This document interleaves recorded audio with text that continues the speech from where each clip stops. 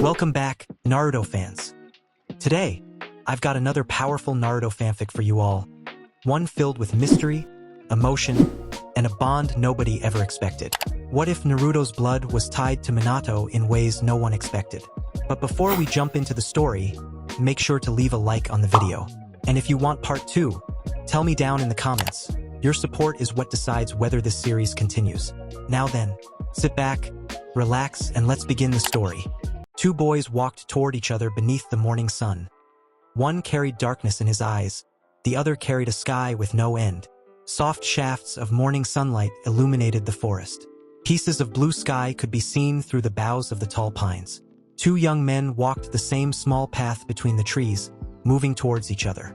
One wore his black hair swept back in a spiky style, except for some bangs that hung down to his chin, framing his face. The other had golden hair, like the sunlight surrounding them. His hair was spiky too, but his spikes were unruly and stuck out all over.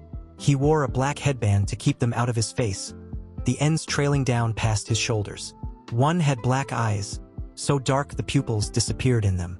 They were blank, like still pools where you could not see past the surface and so could not be sure where the bottom was. The other had sky blue eyes, perfectly clear and endless. These pools were easy to see into, but again you couldn't be sure where the bottom was because there was no bottom. The dark-haired one had pale skin and a blank expression on his slim, angular features.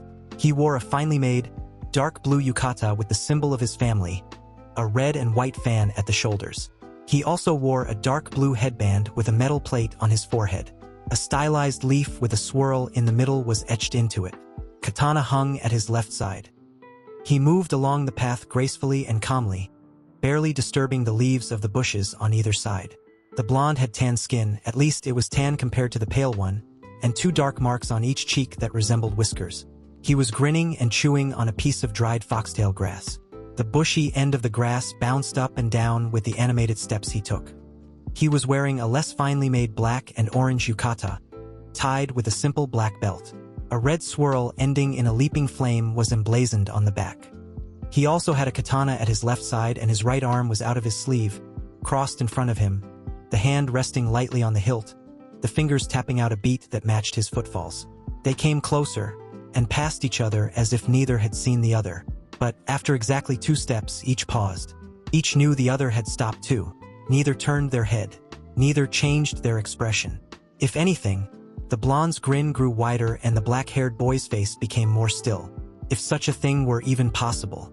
The dark teen silently laid a hand on the sheath of his katana and slid the blade out slightly with his thumb. The blonde's fingers went from tapping on the handle of his sword to gripping it firmly, ready to draw it in an instant. The forest was quiet. The air was heavy. Any moment now. Suddenly, the tension snapped, but not in the way the two had expected. A bright yellow frog hopped onto a stone marker next to the path, between the two, croaked, and the spell was broken. Each young man relaxed taut muscles. The blonde laughed a loud, ringing sound, and the dark one smirked, but neither turned. They simply resumed their journeys. The frog looked between the retreating figures, then hopped off the stone after the blonde. Out of sight of the other, the blonde stopped and looked behind him at the frog. "Well, come on," he said, and the frog took a mighty leap to land on his head. "I expect Sensei wants me back?" The frog said nothing, but then he didn't have to. The black-haired teen continued at his slow pace down the path, deep in thought. What was that? He hadn't thought much of the blonde with his goofy grin until they had passed each other. At that moment, when they had been closest, shoulders almost touching, he had felt something. He wasn't really sure what it was. It was familiar somehow, yet also utterly alien. A whisper in the back of his mind. A tingle across his skin. A fire sparking to life in the pit of his stomach. The air around him had suddenly felt heavy, thick. It had pressed on his shoulders and made it hard to breathe. He had taken 2 more steps and stopped. He knew the blonde had stopped too. The feeling hadn't gone away. The blonde had made no move, had not been threatening in any way. But he knew with absolute certainty that the blonde was dangerous, despite his appearance to the contrary, and it was better to be cautious. So he had loosened his katana in the sheath and waited. But the tension had been eased by a frog of all things, and the feeling had disappeared like it had never been in the first place. The blonde had laughed, and it was so incongruous with the feeling of danger just moments before. The dark teen had to smirk. It was the closest he ever came to a smile. He found himself smirking now, just thinking about it. That laugh. He shook himself. What was he thinking? He most likely would never see the strange teen again. And if he did, he wasn't entirely certain that laughing is what he would be doing. He set his features into an expressionless mask and continued on his way. The blonde arrived back at the camp he had stayed in the night before with his sensei. The man was waiting beneath a tree, his back resting against the trunk. His white hair was just as spiky and unruly as the blonde's, except the man's was much longer, falling in a ponytail almost to his knees. He kept it off his face with a wide metal band that read oil. He had dark eyes and 2 red marks extending from them down his cheeks to his jawline. He wore dark green pants and a matching Uwagi shirt belted at his waist. Over that he wore a dark red sleeveless coat with 2 yellow circles at the shoulders. When standing, he was tall, over 6 feet, not counting the extra height his wooden clogs gave him, and broad-shouldered. Now, he was sitting hunched over his notebook, scribbling something. His pack was waiting by his side. The blonde rolled his eyes at the man. His sensei was incredibly powerful and skilled in the ninja arts. He lived his life by a strict code: loyalty, duty, courage, and honor. All things the teen admired. But those damn books of his and the research he conducted to write them. "Oi, Ero-senin," he called, stopping in front of the man. "You wanted me?" He pointed to the frog on top of his head. The man, Jiraiya, didn't even look up. "It's time to go, Naruto," he said. Naruto had packed his bag before he had left the camp that morning, so it was easy enough to grab it and head out. Before he had time to really think about where they were going and what was waiting for him at the end of their journey. Before he completely lost his nerve. He walked obediently behind his sensei, quiet as he tried, and failed to quell his emotions. Being quiet and obedient was not his usual state, but today was a special day. He had been both eagerly awaiting and dreading this day for all of his almost 16 years. Now that it was here, he didn't know what to think or how to feel. And meeting that person earlier, he hoped it was a good sign. Jiraiya spoke up. "You're awfully quiet today." Naruto moved up next to his teacher. "I have a lot on my mind," he replied. "Something happened on your walk?" his sensei asked. Naruto often went on walks, as he called them. Jiraiya knew he did more than take a leisurely stroll through the forest, but he'd never been able to discover what. Naruto never volunteered information about them and resisted all Jiraiya's attempts to pry. Naruto glanced at the man next to him, then looked back at the road, a small pout on his face. He knew the frog hadn't spoken to the toad sage before he had been thanked and dismissed, but maybe the man did have some sort of telepathic link with his summons. "I met the Kyuubi Jinchuriki," he said reluctantly. He wasn't sure why exactly he was reluctant to mention it to Jiraiya. Nothing had happened. They hadn't even introduced themselves. And if he became a ninja of Konoha, surely they would meet eventually anyway? Of course they would, he would make sure of it. This person was half the reason he wanted to go to Konoha in the first place. Maybe that desire was the source of his unease. After all, Jiraiya didn't know anything about that. His sensei's voice broke him out of his thoughts. "Really? How did you know it was him?" Naruto slid his gaze over to the big man, looking at him out of the corner of his eyes in disbelief. What kind of a stupid question was that? Of course he knew. Jiraiya had the grace to look sheepish. "Okay, stupid question. Sorry," he said. Naruto grinned. "It's okay, Ero-senin," he said. "We just passed each other on the path. We didn't even speak." He left out the part about almost fighting. "I figured we'd be introduced eventually." The grin disappeared. "That is, if," he trailed off. This was the other thing he was pensive about. "If you are accepted into the village?" The toad sage finished for him.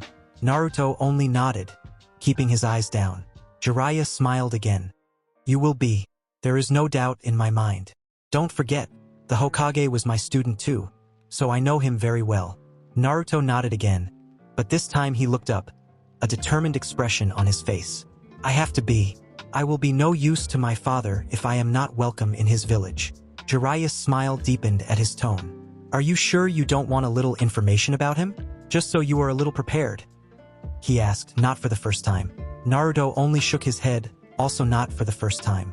"No, he is getting no warning, so I will have none either." Jiraiya sighed. When Naruto had first met the toad sage, 7 years ago, the big man had known in an instant who his father was, He had told Naruto they looked just alike.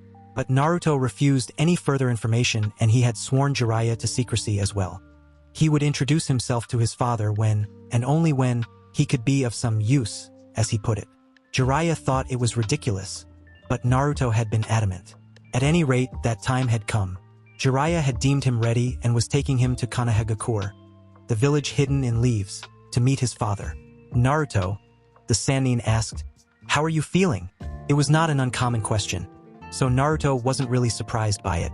Learning to identify and control his emotions was part of his training, a part he still had trouble with. Jiraiya would ask him about his feelings in any new situation, and this was most definitely a new situation. He frowned slightly, trying to sort through the chaos. Excited, eager, nervous, and something else, he finally replied. "I'm not sure, but I think it's fear." Jiraiya cocked an eyebrow. "Really? Fear? That's a new one.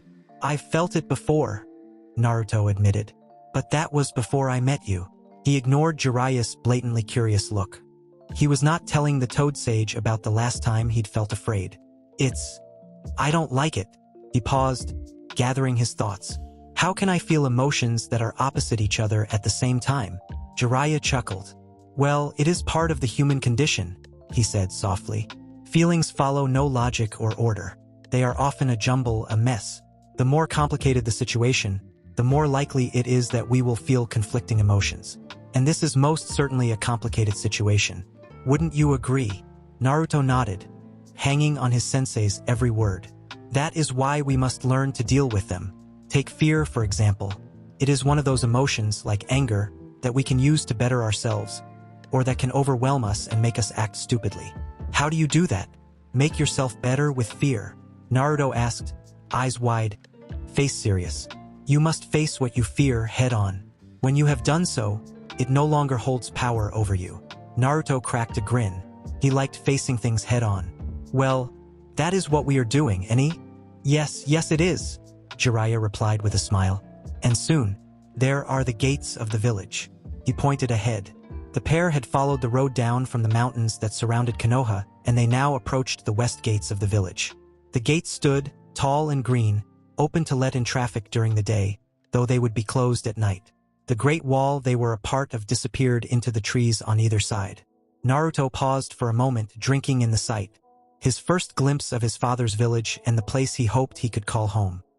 He smiled, ruthlessly suppressing the doubt that assailed him, and stepped forward again. They entered the gates and Jiraiya moved to the side to give their names to the guards. Normally, he wouldn't even bother with the gates at all, let alone the guards, but since he was bringing an unknown person into the village, it was best to follow the protocol. He also wanted Naruto to have time to take in the village. They had learned his keen senses would need a few moments to adjust to the different stimuli of a city after being out in the forest for so long. Noticing the blonde's odd expression, the guard with the bandage over his nose, Jiraiya could never remember his name, chuckled. "First time, huh?" he asked. Jiraiya nodded. "We are heading to the Hokage's office now." The guard gestured at the katana Naruto was wearing. "Going to apply to become a ninja?" Seeing the big man's nod, the guard continued. "Well, I'm sure anyone you see fit to nominate will have no problem with that at all." The other guard, Jiraiya couldn't remember his name either, was still watching Naruto, but he looked more thoughtful. "What's his name again?" he asked. "Uzumaki Naruto," the first guard replied. Jiraiya knew what the man was thinking, but to the guard's credit, he said nothing. Well, any halfway observant person would be able to put two and two together. Naruto really did look just like his father. Jiraiya kept one eye on his student as they headed into the village. Naruto was glancing all around him, wide-eyed, mouth slightly open, taking everything in. The Toad Sage didn't miss the surprised glances and double takes his student was getting from some of the citizens, especially the ninja that seemed to be everywhere here. As they neared the tower, Naruto's eyes came to rest on the great stone faces carved into the bluff behind the village. "Is that the Hokage monument, sensei?" he asked. At Jiraiya's nod, he exclaimed, "That is so cool. I know you told me about them, but seeing them is totally different." Jiraiya chuckled, but Naruto kept his eyes on the monument. He studied the faces carefully, his gaze lingering longest on the last, the image of the fourth and current Hokage. Soon enough, they reached the wide front doors to the Hokage Tower. The guards waved Jiraiya through with a bow. He entered and proceeded up the stairs, Naruto at his heels. A rather lovely, dark-haired woman sitting at a desk came into view. The desk was placed on a wide landing with a few chairs scattered around as a waiting room of sorts. "Ah, Jiraiya-sama," she called when she caught sight of the tall man coming up the stairs. "Yandame-sama is expecting you. You can leave your pack here. It will be taken to your room." Her gaze slid to Naruto, who was now visible behind his sensei, and her eyes widened, but she recovered well. "This must be the student you mentioned. I'll let him know you are here." She turned and entered a hallway opposite the stairs and was soon lost to sight. Naruto looked at the Toad Sage. "Is my father well known?" he asked, his expression pensive. "Why do you ask? People keep staring at me, or looking surprised." "Eh? He is very well known, and not just in this village," Jiraiya replied. Naruto nodded. "Is that why you never took me with you to IWA?" he asked softly. Jiraiya looked at him for a long moment and nodded. Naruto let out the breath he'd been holding in a sigh. But before any more could be said, the woman returned. She gestured to them. "Go right ahead. He's waiting for you," she said with a smile. "Thank you, my dear," Jiraiya replied with a wink. While Naruto gave a small bow, they walked down the hall. Jiraiya stopped in front of a set of closed double doors and turned to Naruto. He placed a hand on the teen's shoulder.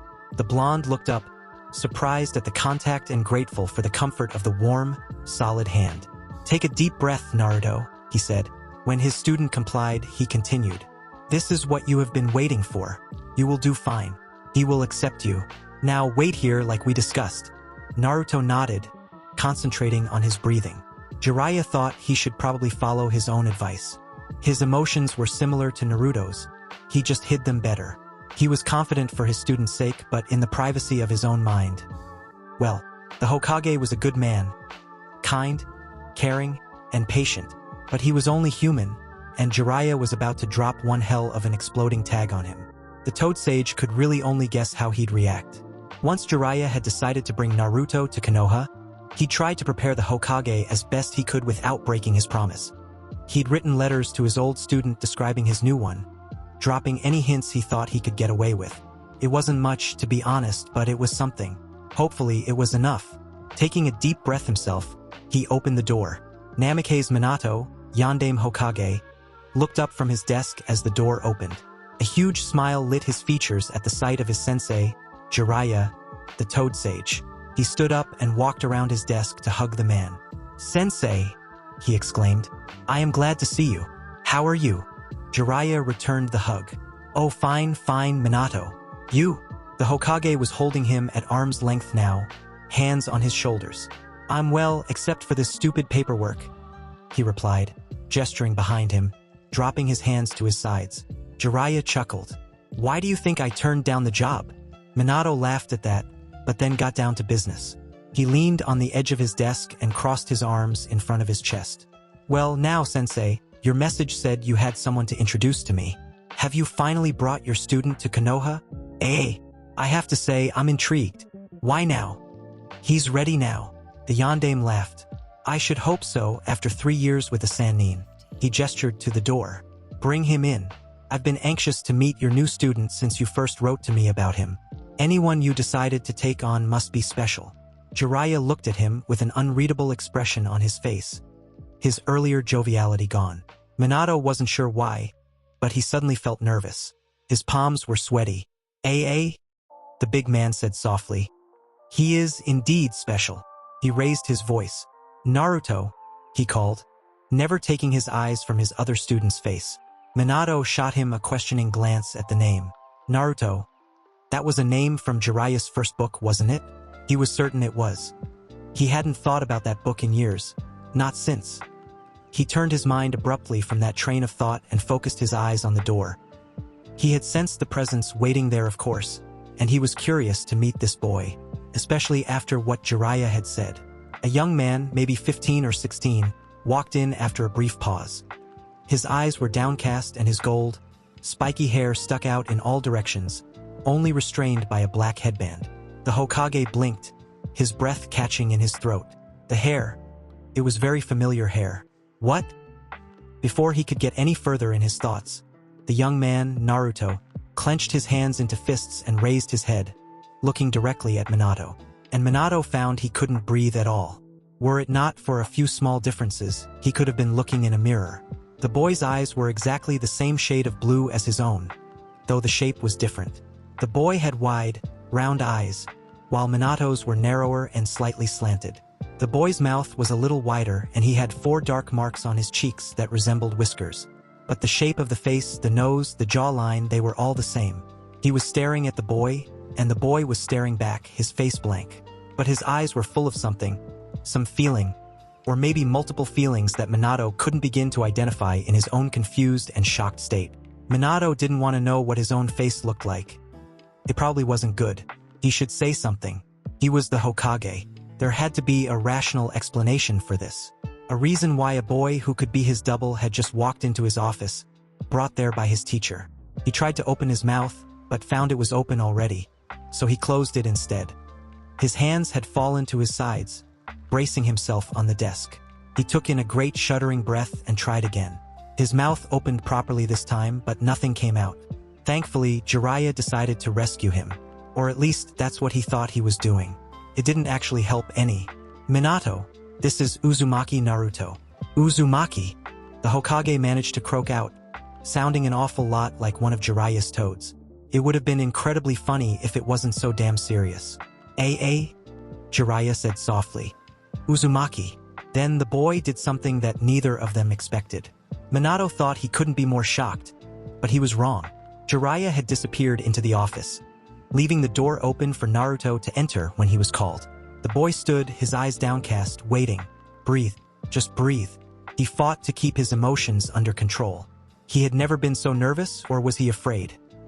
In his entire life. Not when his mother had left when he was 4, not when he had been chased out of that town by a mob when he was 6, not when he had stood in front of Jiraiya for the first time and asked to be his student when he was 8.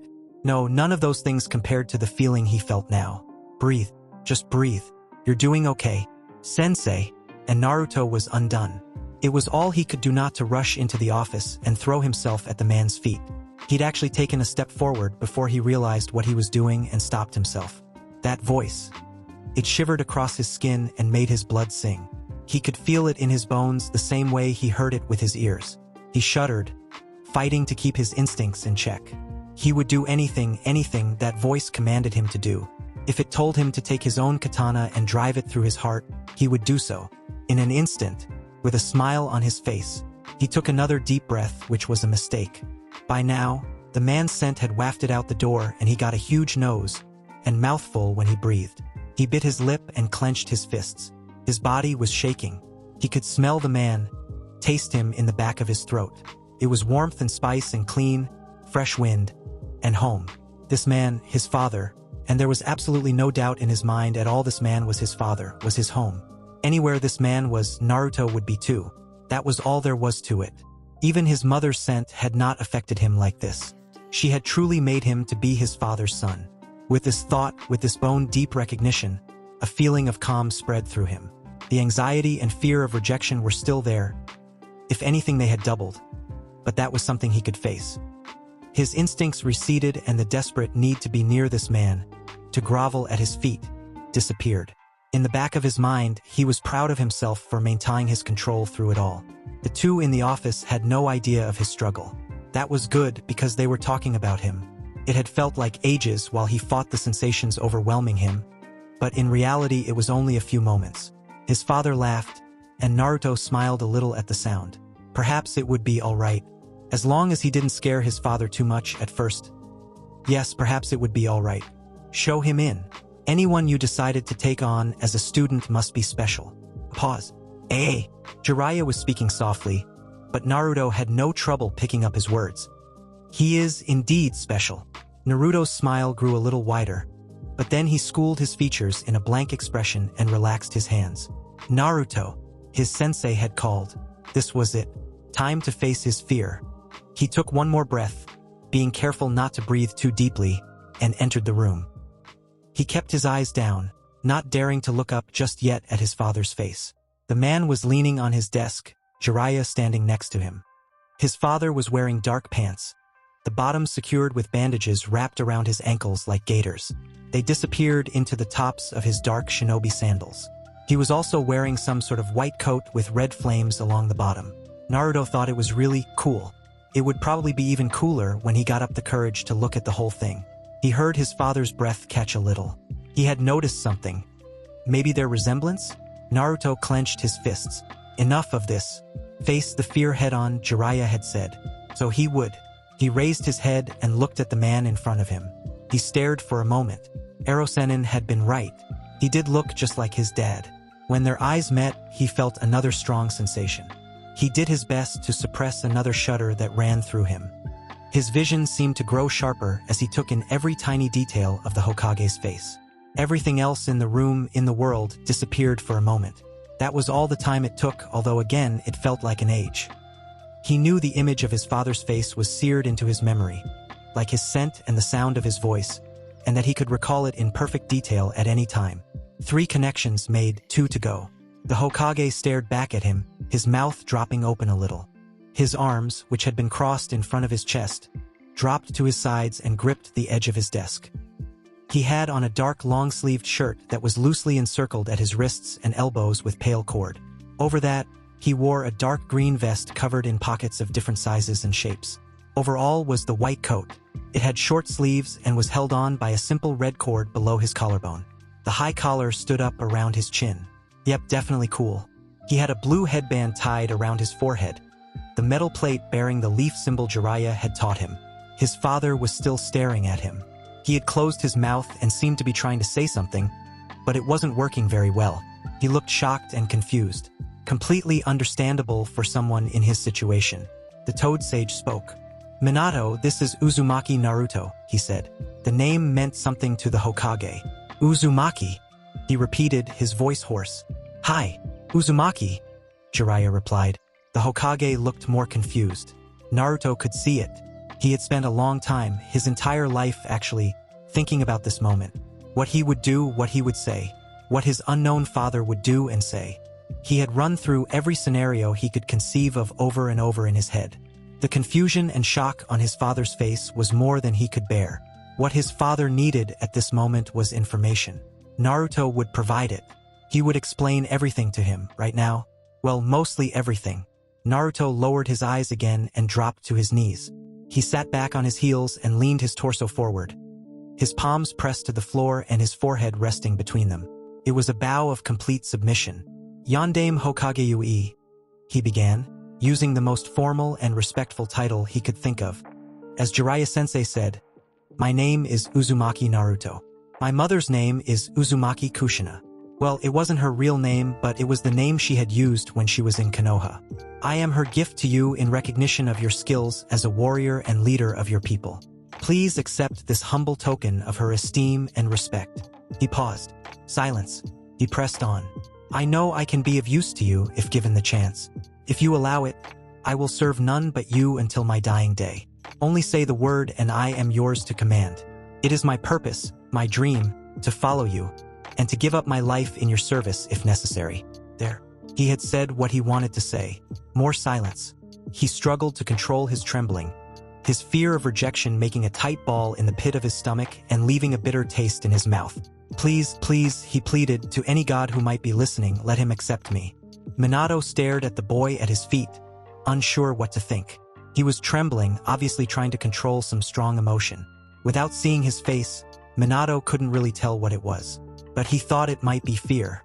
Given the boy's words, he glanced at the white-haired man standing next to him. Jiraiya's eyebrows were just about lost under his forehead protector, the only sign that he was equally shocked at Naruto's actions and speech. Minato stood a few moments longer before coming to a decision. He dropped to his knees and grasped the boy's arms, lifting him up. Naruto gasped at the contact, but kept his eyes down as he shifted his knees closer to his father to keep from losing his balance. "Look at me," Minato commanded. Naruto's eyes instantly lifted to his father's face, glassy from unshed tears. "You are my son?" the older blonde asked. Naruto hadn't come right out and said it, but it was obvious enough. "Mine and Kushina's?" Naruto nodded.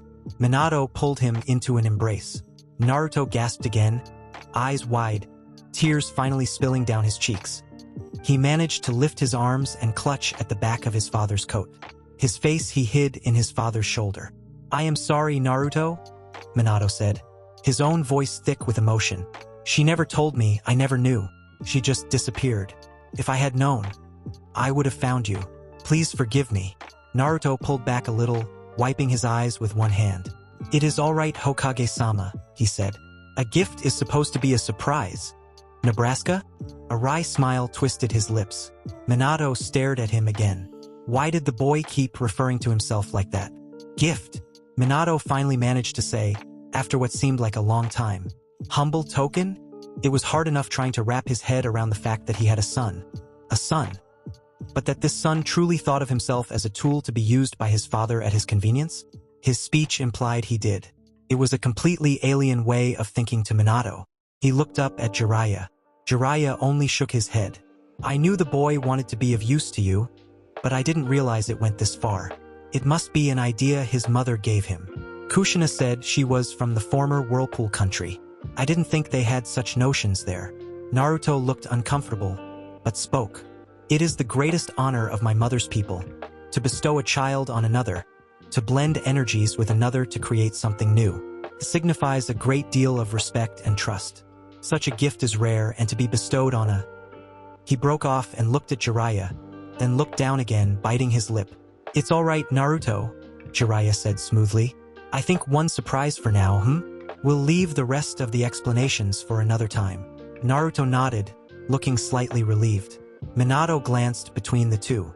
He was obviously missing something, but was content to trust his sensei and his newly found son. For the moment anyway. "Naruto," he said, "come, sit in the chair. I have some other questions for you." He rose to his feet and pulled the boy up with him. He gestured to one of the chairs off to the side of the room. The boy settled in, somewhat warily, Minato thought, while he took the chair next to him. He moved it forward so his knees were almost touching his son's, and he leaned forwards. He wanted to be as close as possible. Jiraiya sat on the couch along the wall, facing the two. "Naruto, how old are you?" the Hokage asked, watching his son's face closely. 15. Almost 16. The boy replied calmly, a slight smile on his face. "When is your birthday?" Minato asked, the question just occurring to him. "October 10th, Naruto replied. His expression hadn't changed, but his body had stiffened slightly, and he'd hesitated a moment before he answered. Minato blinked. That was a very significant date in Konoha. Judging by Naruto's reaction, he was aware of it. The Hokage smiled softly, hoping to ease his son's tension. "It's coming up soon, then," was all he said. As he had hoped, Naruto relaxed a little and nodded. But Minato's next question had him tense again. "Where is your mother?" Minato had long ago given up hope of ever seeing his beloved Kushina again, and being Hokage, he really couldn't leave the village to search for her as he had wanted to do. But he still missed her deeply. If there was a chance he could see her again. Naruto looked down, his smile gone. "I don't know," he said quietly. "Don't know?" Minato repeated, surprise in his voice. "When was the last time you saw her?" "She left when I was 4. Silence. Minato was angry. His eyes narrowed at his son and his hands gripped the arms of his chair. "She left you when you were 4? He hissed. "How could she do that? The Kushina he knew would never do that." Naruto reached a hand out, hesitantly, and placed it on top of his father's. "Please don't be angry with her," he said. "It is her way. It is the way of all her people. Actually, it's surprising she stayed with me as long as she did."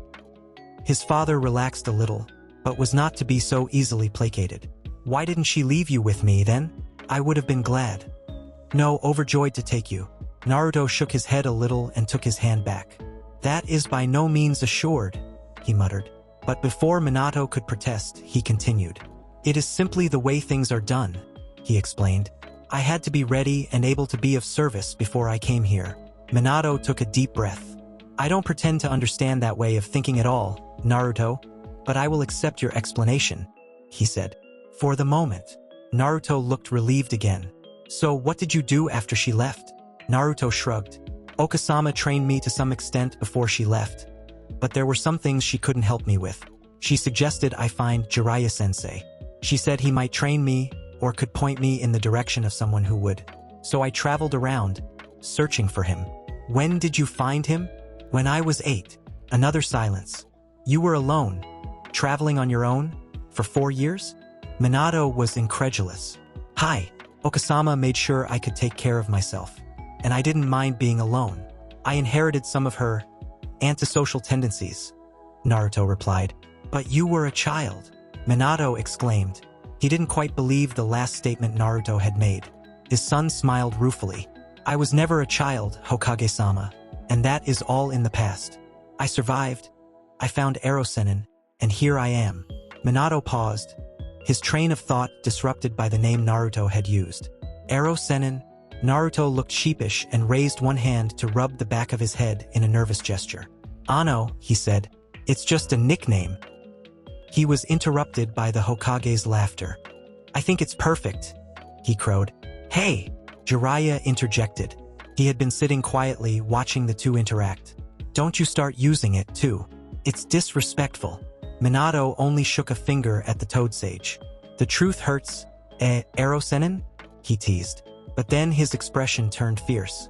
Besides, I owe you a little something for keeping the fact that I have a son from me for 7 years. You only told me you had a new student 3 years ago. The man on the couch shifted uncomfortably. I knew you wouldn't be happy about that. I only hope you forgive me. Naruto was adamant on that point. Minato turned back to the boy beside him. Naruto nodded. When Jiraiya-sensei told me he knew who my father was, I swore him to secrecy. I refused to let him tell you until I was ready to enter your service. A gift is no good if it is a burden instead of beneficial. Minato shook his head a little. Again with those words, gift, burden. He could see his son would not stop looking at himself that way overnight. Well, he had time to change his son's view. And you feel you are ready now? That you will not be a burden? Naruto nodded. Jiraiya-sensei said it was time. I know I still have things to learn, but he said that I know enough to be helpful to you. Minato sighed. He could not get over his son's attitude.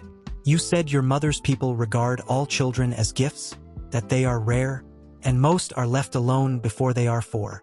Naruto nodded, his face blank. It's no wonder the Whirlpool country doesn't exist anymore, the yondaime mumbled. There was a brief silence before another question came to him. Why did she name you Naruto? Naruto smiled slightly again. She told me it was the name of a character in a book that sensei wrote. This character had many qualities you both admired. She said that you told her if you ever had a son, you would want him to be like the character in the book. Minato smiled broadly. Naruto's words brought back the memories he had suppressed earlier. Memories of Kushina and himself reading the book together, engrossed in the exploits of the ninja, Naruto. He remembered telling her how proud he would be to have a son like the ninja in the book. So she had remembered, and named their son to honor his desire. His son had a big smile on his face too, the copy of Minato's own. He could see his father was happy and it made him happy. Minato had to laugh. They were interrupted by a knock on the door. Come in, the Hokage called. His assistant stuck her head through the door. Pardon the intrusion, Hokage-sama, she began. But your meeting is in 10 minutes and a few of the clan heads have arrived. Damn, Minato swore. I forgot about that. He had absolutely no desire to sit in a stupid meeting and listen to bickering clan heads. All he wanted to do was sit with this splendid boy beside him and catch up on all the years he had missed. He didn't want to miss another second. But he had a job to do. He turned to his son. I'm sorry, Naruto, but I have a meeting to attend. The teen immediately stood. Of course, Hokage-sama. The yondaime looked up at him thoughtfully. Before I can accept you as a ninja of this village, I will have to test your skills and abilities, he said. Naruto grinned. Of course, Hokage-sama. I'm giving you 2 hours to rest, get some food, and prepare. Then, I expect you to be ready to show me what you can do. I will come get you from your room at that time. His son nodded. Hi, Hokage-sama.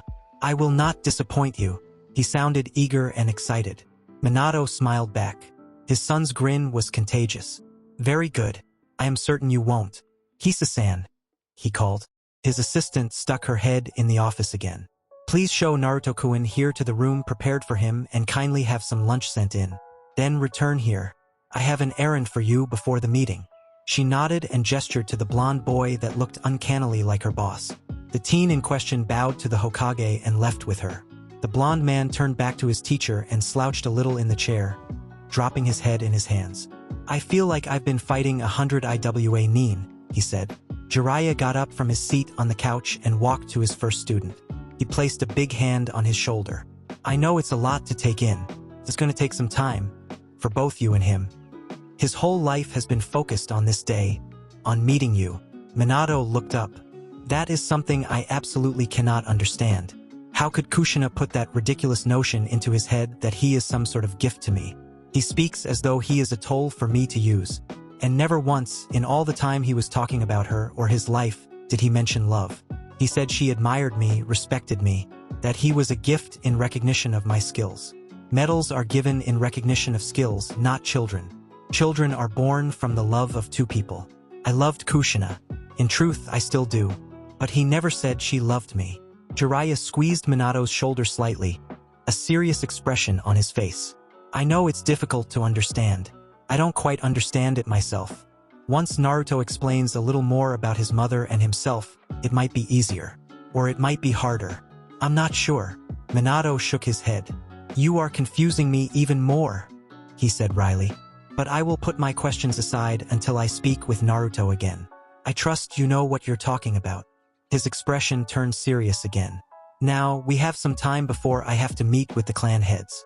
Fill me in on the information about Orochimaru you collected. Naruto followed the dark-haired woman through the halls of the tower. He kept his expression blank, but inside his emotions were roiling. She stopped in front of a door and gestured to it. This is your room, Naruto-kun, she said. Jiraiya-sama is in the room next door. He nodded to her. Arigato Hisa-san, he said and opened the door. It was a simple, but comfortable room with wooden floors and a low table set in front of a couch well stocked with pillows. Through another doorway he could see what he supposed was the sleeping area, and beyond that, a sliding screen he thought led to a balcony. He saw his pack was already waiting for him in the center of the room. Hisa's voice startled him a bit when it sounded from behind him. Do you have any requests for lunch, Naruto-kun? She asked. He shook his head. No, whatever is most convenient for you is fine, Hisa-san, he replied. She smiled. Very well then. Your meal will arrive in about half an hour. He thanked her again and she left. As soon as the door was closed, he gave in to his feelings. His body shook and he sank down onto the couch, clutching a pillow between his hands like it was a lifeline. He had been under tremendous stress, wound up so tightly the whole day, that he was now having trouble relaxing. He bent his head and allowed the emotions to wash over him. All the fear, the anxiety, the excitement.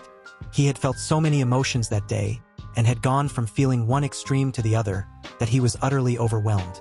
He was not good at this. He examined his feelings again. The fear of rejection was still there, but it was tempered with something else. Hope and joy. Finally, after almost 16 years, he had met his father. His father was going to test him that afternoon. His father was giving him a chance. The boy grinned and leapt up from the couch, the pillow falling to the floor. He pumped one fist in the air and began dancing around the room. Yes, yes, yes, he cried. His father was giving him a chance to show he was worthy, and he would prove it. He would be accepted by his father. Jiraiya-sensei would see that he hadn't wasted the last 7 years with him. If he could show the Yondaime that he was a skilled warrior, that he would be a useful weapon in his father's arsenal, then maybe it wouldn't matter to him what Naruto's heritage was. Ero-sennin had accepted him, and his father was Jiraiya's student too, right? So surely the sage knew what he was talking about when he said Naruto shouldn't worry. He had been right so far, after all. His father had been happy to find out he had a son. He had even hugged him. Naruto stopped dancing at the thought of that contact.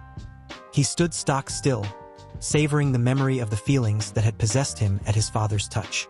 It hadn't been as overwhelming as the reactions produced by the Hokage's voice or scent, but Naruto thought that was because it hadn't been direct skin to skin. It had felt like an electric current sweeping through him, originating under his father's hands. When the current had passed, he had felt totally and utterly content, something he had never felt before. All his life he had felt somewhat lost and a little empty, like he knew there was someplace he was supposed to be and he wasn't there. His father's touch had banished that feeling. Felt so right. Naruto had found the place he was supposed to be, and it was by his father's side. That sense of contentment had stayed the entire time Naruto was in the Hokage's presence. The lost feeling had returned now that Naruto was no longer next to him, but it was not nearly as strong as before. Naruto knew there was only one more thing to do, One last way to bind himself to his father, and the feeling would disappear entirely. But that was something that had to wait. He would have to be accepted by the Hokage first, and in order to do that, he would have to impress him. He had better start preparing. Jiraiya knocked on the door of his student and, after hearing a muffled "come in," he entered. Naruto was sitting on the floor of the sleeping room in front of the open sliding door, facing the gardens outside, although now he had his head turned to look over his shoulder at the door. He had changed into his training clothes, a much more sensible outfit to display his skills in. His new attire was simple: black pants and long-sleeved shirt and black shinobi sandals.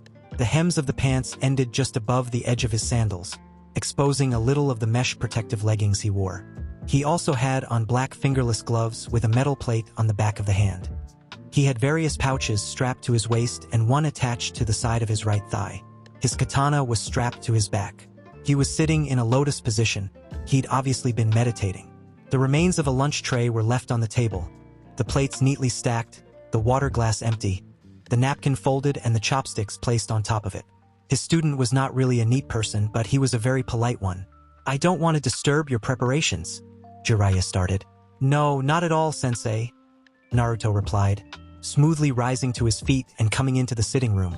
"I was getting tired of meditating anyway." Jiraiya chuckled. Naruto was not one to sit still and be introspective. "Are you ready?" he asked. The blonde shrugged. "As ready as I'll ever be, I think." He cocked his head at his sensei. "What do you think this test will be?" Jiraiya shrugged. "He'll probably have you fight someone. A jonin most likely. You might have to retrieve something from the jonin's person or land a certain number of hits on them. Something like that." They were quiet for a moment while Naruto mulled that over. "I think you should leave your Kekkei Genkai until the very last," Jiraiya said finally. "Hi," the teen replied. "That's the plan. Actually, I would rather not use it at all." The Toad Sage looked down at his student. "You can't keep it from him." Naruto narrowed his eyes. "I know that. I had hoped that I could just tell him about it. Maybe demonstrate one of the lesser abilities. There's no way I'll be able to show him everything I can do. Anyway, at least not right now." "That's true," Jiraiya said. He shrugged again. "Well, all right. You'll just have to see what the situation calls for." Naruto's expression changed. "I will do my best," Naruto said, determination etched in every line of his face, his voice deadly serious, and his eyes implacable. "I will make you proud of me, and I will prove myself to the Yondaime." Jiraiya nodded. "I know you will," he said, when Naruto got that look on his face. Well, the white-haired man knew the boy had an iron will. When he set his mind to do something, he did it, as simple as that. Looking into those eyes, Jiraiya believed Naruto could do anything. Anything at all. It was almost frightening. He reached out and ruffled the young blonde's hair, like he had done years ago with his father. "Aw, geez, Ero-senin," Naruto complained, and just like that, the determined look was gone, replaced by a very annoyed one. Naruto hated it when his sensei messed up his hair like that. He ducked away from the man's hand and ran his own through his spiky locks, trying to put them back in a semblance of order only he understood. Jiraiya chuckled. How he loved to annoy the boy. There was a knock on the door. Naruto looked surprised. His father wasn't supposed to come for another 20 minutes and he wasn't expecting anyone else. He walked past his sensei and opened the door. His father stood there, smiling at him. Naruto smiled in return and bowed. "Hokage-sama," he said. "Do you want to come in?" He stepped back, allowing the man space to enter the room. "Thank you, Naruto," he said, taking a few steps forward. "I am a little early, but my meeting was over sooner than I expected, so I thought I would come see how you were doing." Jiraiya snorted. He was pretty sure Minato had purposefully cut his meeting short. His older student ignored him and continued speaking to Naruto. "Don't feel rushed though. If you have more preparations to make, please take your time." Naruto shook his head. "No, Hokage-sama. I'm ready." Minato nodded. Being prepared was a good trait for a ninja to have. "Then shall we go?" Naruto nodded and the older blonde turned to head back out the still open door. "Oi, Hokage-sama." A cry from his son stopped him short. "What?" he said, half turning and looking behind him. Naruto was pointing at the back of his coat. "It says Yondaime Hokage," he exclaimed, his eyes wide. Minato looked confused and Jiraiya laughed. "Yes, it does," the owner of the coat in question said. The red kanji had been added to match the flames along the bottom after Minato had been named the third successor. Jiraiya knew he didn't really like the traditional Hokage robes, so wore the coat instead. The Toad Sage approved. It was much more him. So, it's the coolest thing I have ever seen, the teen crowed, gesturing with his arms to indicate the entire room, or perhaps the entire world. Minato laughed along with the older ninja. You like it, huh? Maybe I'll have one made for you. Would you like to follow in my footsteps and be Godame Hokage?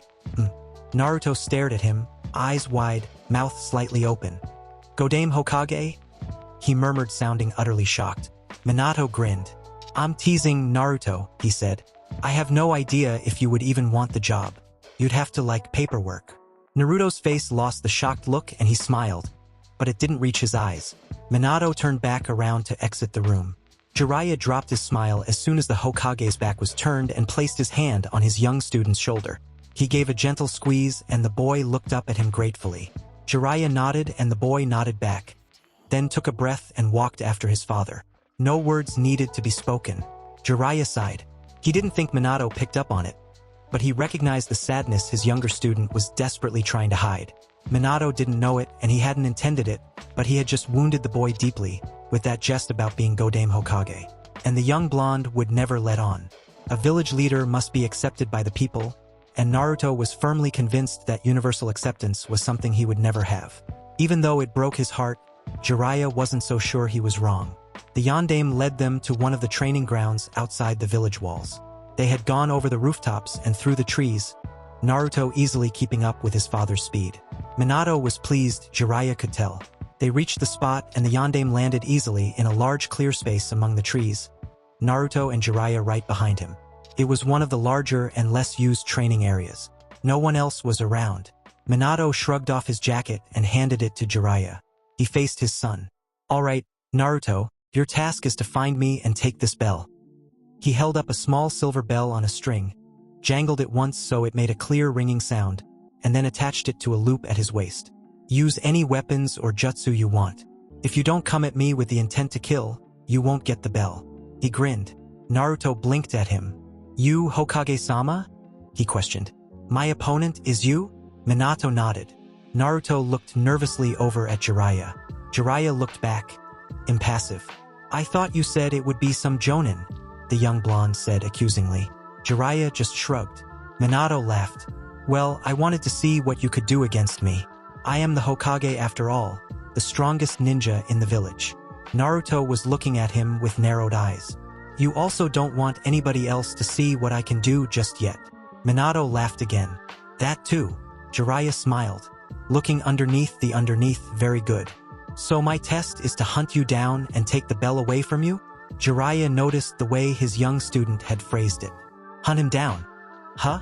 Oh, Minato, you have no idea what you've gotten yourself into.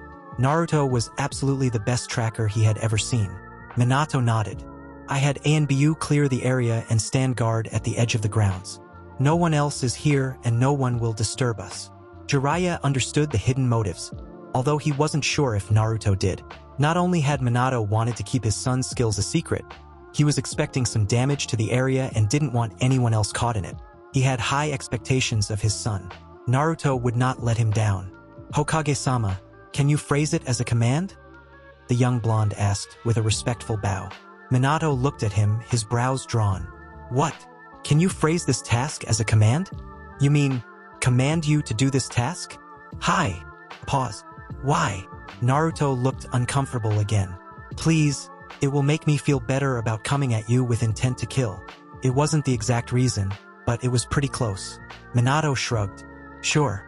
I order you to locate my position and take this bell away, using deadly force if necessary.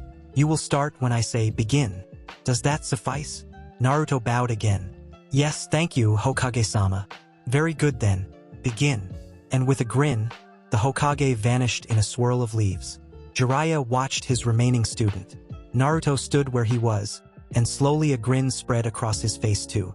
It wasn't the same sort of grin though. It was a lot more feral than Minato's had been. His eyes were dancing with excitement.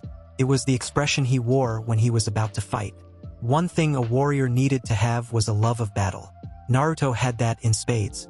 He hated to kill, well, most of the time, but he loved to fight. It was, after all, what he had been born to do. Jiraiya grinned as well. Minato was in for a surprise. After Naruto had gotten over the shock of having his father as an opponent, he had begun to get excited. Finding his father's location would be a snap, especially with the newly formed bonds the Hokage wasn't aware of yet. Getting the bell would be harder, but not impossible. If he had to, he could rely on his Kekkei Genkai for that. Although he wasn't entirely certain he could use it against the Hokage, even with the command allowing deadly force. The key words had been, if necessary, and he wasn't sure the seals embedded in his soul would consider its usage necessary to get the bell. Well, he'd have to try it and find out. After his father had shined away, he had stood, letting the excitement of battle overtake him. He closed his eyes and took a deep breath. He wouldn't be able to find his father by his chakra signature. He was too good at hiding it for that. But his father's scent was easy to trace, even though he had moved in a direction downwind of where Naruto stood. He could also hear the movements the Hokage made, the soft swish of fabric as he brought his hands up into a seal. Suddenly, his father's scent was magnified and his sound was multiplied. Naruto let out a breathy laugh. Shadow clones. The Yondaime had made 5 shadow clones and was sending them out in all directions from the clearing. Only 5? That was easy enough to match. He leapt away into the trees in the wrong direction from where his father was. It would not do to let him know so early in the game that he couldn't hide from Naruto. He felt Jiraiya's eyes on him as he left the clearing. His sensei would watch the action from some secure spot. He wouldn't want to miss this battle between his students. Naruto bounded through the trees, coming close to one of his father's clones, but not too close. He didn't want his father to know his trick had been discovered so soon. He found a particularly dense patch of leaves and slipped in among the branches. He made the same seal the Hokage had and whispered the jutsu's name. Kage Bunshin no Jutsu. With a quiet puff and a few wisps of smoke, 10 shadow clones appeared among the leaves. He wasn't dumb enough to think that his clones would be a match for the Hokage's in a one-on-one fight. But 2 of his for every one of his father's should be enough to be a distraction at least. His clones would keep his father's out of his hair while he went for the original. The 10 split up at his gesture, sliding silently among the leaves and disappearing towards their targets. He stayed in his leafy shelter. He breathed deeply again, letting his senses expand. His father's clones were really good copies, down to the scent and the sound. Just what he would expect from the Yondaime Hokage, who was said to surpass all the Hokages before him. However, there were subtle differences.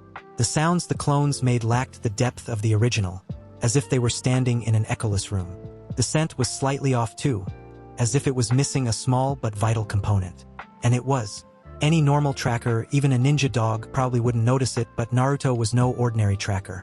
He knew exactly what was missing in the sound and scent of his father's clones. If he touched one or saw one, he knew the feeling and looks of it would be off too, for the same reason. Clones didn't have real blood. What flowed in them didn't call to him. The subtle scent of it was missing from them, and they had no heartbeat, no whisper of blood moving through veins to enrich the sounds they made.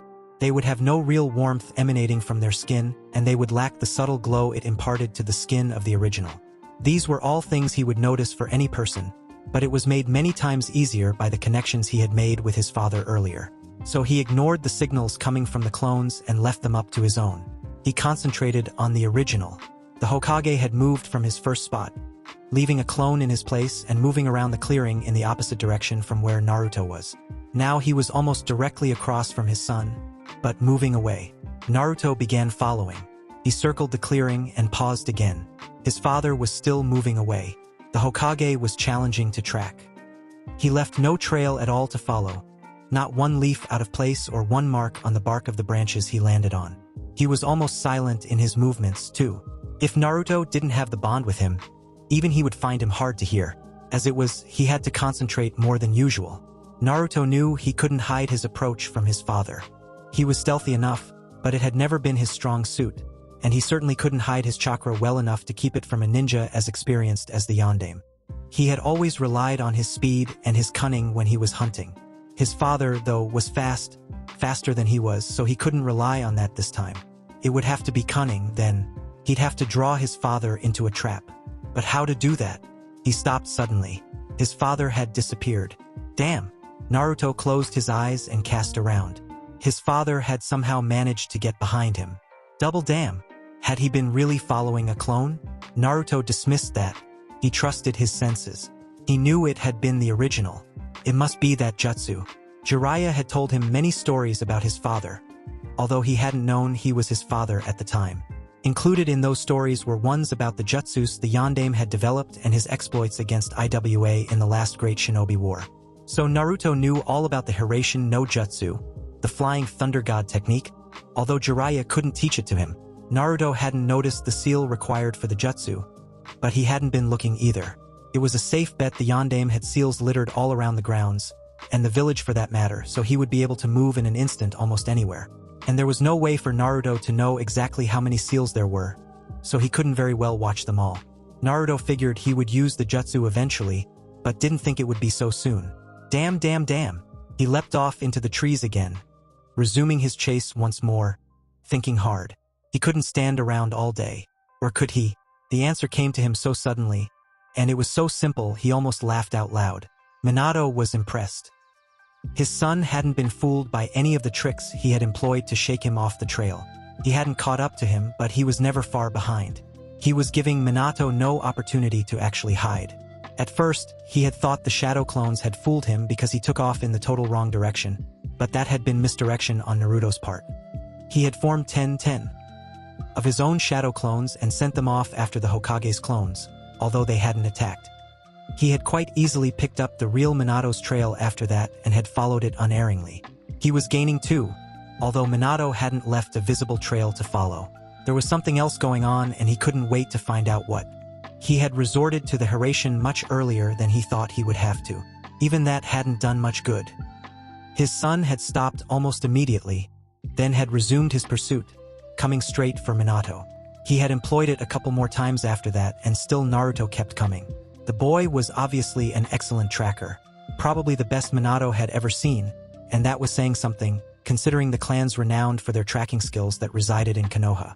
Only one odd thing had happened, just a little while ago. One of Naruto's clones had moved towards the edge of the main clearing and then dispersed. Minato couldn't figure out quite why it had done that. He supposed it might have laid a trap for him, but didn't think the clone had been there long enough to do something like that. He shook his head. He couldn't figure it out. He would just have to be on his toes. Since he had gleaned the information he wanted out of this exercise, maybe it was time to let the boy catch him and see what he would do to get the bell. He paused in his tree hopping. He supposed he should head back to the main clearing so they would have room to maneuver. His son was still following him. He had even sped up, somehow sensing Minato had stopped. He smiled a little and took off in the direction of the clearing, abandoning stealth for speed. He wanted to make it a little ahead of his son. Minato reached the clearing. It was empty, although he could see Jiraiya sitting up in a tree not far from him. He walked over to his sensei and sat down on a stump underneath him. His son was approaching, but he had a few minutes. Oddly enough, the boy hadn't sped up or tried to intercept Minato. Maybe he realized Minato had given up the chase and was ready for the next part of the test. Jiraiya was grinning at him. A really big grin. Minato didn't like it. "What?" he asked. Jiraiya said nothing, but his grin widened, if that was at all possible. "Fine, don't tell me," Minato muttered, a little put out. "He's a great tracker, isn't he?" Jiraiya said, but Minato didn't think that was why he was grinning like an idiot. "Yes," Minato said. "Do you know how he does it?" Jiraiya nodded. "He has exceptional senses. He'll explain it to you, I'm sure." That really didn't tell Minato much, but he let it go. He'd find out eventually. His son was getting close, but he was angling around the clearing, trying to approach Minato from behind. Minato nodded to himself. It was a good strategy. Or at least it would be if he couldn't sense his son coming. Really, the boy's chakra was like a flaming beacon. He stood up from the stump and stretched. "Well, time to see what else he can do," he said and started walking to the center of the clearing. His son appeared in a tree near where he had been sitting a moment later. He took one glance into the clearing and attacked. Minato had to hand it to him. He didn't waste time. He started with a blast of wind that Minato countered with his own wind jutsu. The two met and canceled each other out with a roar that shook the treetops around them. He was proud for 1 second at the power contained in the jutsu and that his son had wind affinity like he did. It was rare in Konoha. He was only proud for 1 second though, because after that he had to dodge the flurry of shuriken his son had hidden behind the wind blast. It was a tricky thing to do. Minato loved it. Naruto followed in the wake of the shuriken and leapt at Minato, a kunai in his hand. Minato countered with his own kunai and they exchanged a flurry of blows. His son had excellent taijutsu skills for a 15-year-old. He didn't recognize the style, but then he was no expert. He'd have Guy watch him sometime soon. Naruto was grinning like a madman. It reminded Minato of Jiraiya's grin, and it was starting to make him uneasy. "What the hell?" he muttered through clenched teeth. What did they know that he didn't? He was having fun sparring with his son, but he wanted to know what was going on. He upped his speed. His son kept up for a little bit, but couldn't block the blows for long. Minato landed 3 with his fist in quick succession, but noticed the grin never left Naruto's face. Then he disappeared in a puff of smoke. Minato froze. A shadow clone? Minato was utterly dumbfounded. That had been a shadow clone. Then where was the real Naruto? He glanced behind him back towards Jiraiya. The stump wasn't there anymore. What? A slight tremor in the ground was all the warning he had. He leapt straight up, and he almost wasn't fast enough. His son exploded out of the ground right behind where he had been standing. One hand extended, the other clutching a kunai. His fingers brushed his father's foot. Minato flipped in the air to land behind his son. But Naruto had spun on his heel to face him as soon as he landed and had started forming hand seals. He wasn't going to give his father a chance to catch his breath. This time it was a water jutsu. A swarm of water bullets flew at Minato. He had seen the familiar signs his son was making and had a defense, although he'd had to speed really quickly though the seals to be ready in time. The moment he touched the ground, he slammed his palm down and called up an earth wall to block the water. He left it up a moment in case his son had prepared another jutsu. When he didn't feel anything, he lowered it enough to see Naruto, but not so much he couldn't raise it again in a moment if needed. His son was standing in a defensive posture, kunai in hand, watching him. It seemed to be a bit of a break, although Minato wasn't sure why. Naruto wasn't even breathing hard, even after chasing him around for half the afternoon and firing off a couple powerful jutsus. He was proud of his son. So proud. He was fighting at a high level, especially for his age. And he had the same elemental affinities as Minato. Wind and water. His name was Namikaze after all. He wondered if he could use a third yet and what it was. And the thing he did with the shadow clone. "How did you do that?" he called. There was a pause while his son looked at him warily. "Do what?" he asked. "That thing with the shadow clone. I could have sworn it was you. I didn't realize you had exchanged places with one. Nor did I sense you come into the clearing." His son's smile was almost too bright to look at. "Oh, that," he said. "I knew you would come back here eventually. All I had to do was wait. But you couldn't know I was waiting. So, the next time you used the Hiraishin, I timed it to create a shadow clone just when you disappeared. You wouldn't notice the jutsu during the heartbeat it takes you to reappear. The instant I created the clone, I suppressed my chakra and held still while the clone searched for your new position and took off after you. Suppressing my chakra is hard for me, though, and I couldn't be sure you wouldn't still sense me. So, I made my way to my nearest shadow clone. I had it walk with me to the edge of the clearing to mask any chakra I might be leaking. Once here, I transformed myself, using the dispersal of the clone to cover the jutsu. Then I waited. What did you disguise yourself as? I didn't sense you at all when I got here. The stump, his son replied. The stump. He blinked. That stump? Under the tree Jiraiya was sitting in. It had disappeared. But, the younger blonde nodded. But that's impossible. I sat on that stump. It wasn't an illusion. Naruto laughed. It was the first time Minato had heard the sound and he loved it. It was beautiful, loud, rich, and absolutely contagious. Minato found himself smiling, even though he was still confused. It wasn't an illusion. His son finally agreed, his laughter dying but mirth still evident in his voice. When I transform, I physically change into the thing. To normal senses, I am the thing I have transformed into, so I am close to impossible to detect. Minato stared at his son. The plan he had come up with was incredibly simple, but crafty and damn near impossible to pull off. Yet he had done it. How could Naruto possibly know when he was going to use the Hiraishin? And then to time the Kage Bunshin Jutsu so perfectly to coincide with the instant Minato was jumping and unable to sense the world around him. He knew maybe a handful of ninja that could do it, and none of them were 15. Most ninja wouldn't even recognize that weakness in the Hiraishin to exploit. The information about the nature of his transformations was icing on the cake. Minato had never heard of a ninja physically changing using the henge jutsu. It shouldn't be possible. And yet, his son had most definitely done it. He would have to explore that ability later. Right now, he still had an opponent to face. He decided to take it up a notch. That is, most impressive, Naruto. Be careful what jutsus you use or they might be used against you, huh? No wonder you two were grinning at me like that, he said, making discreet hand seals behind the wall while talking. How did you know when I would use the Hiraishin? He kept his eyes on his son. He didn't seem to notice what Minato was doing. I heard you. Minato almost lost control of the jutsu. Heard me? Jiraiya had said Naruto had incredible senses, but still. What do you mean, heard me? It wasn't hard to sound incredulous. Well, but the rest of Naruto's explanation was lost as Minato released the jutsu. Another wind attack, but this one more powerful and in the form of a whirlwind. If it hit, Naruto would have some serious gashes. Minato watched his son's eyes widen, then narrow, and his free hand moved up to his lips. It looked like a fireball jutsu, but he hadn't had time to make any hand seals. Then the whirlwind got in the way and the Hokage couldn't see him properly anymore. Damn it, Minato thought. Then the world exploded in raging fire. His son had managed a fireball, even without hand seals, although it wasn't very big. That didn't really matter as the wind attack fueled it, causing it to expand like mad and engulf the entire area.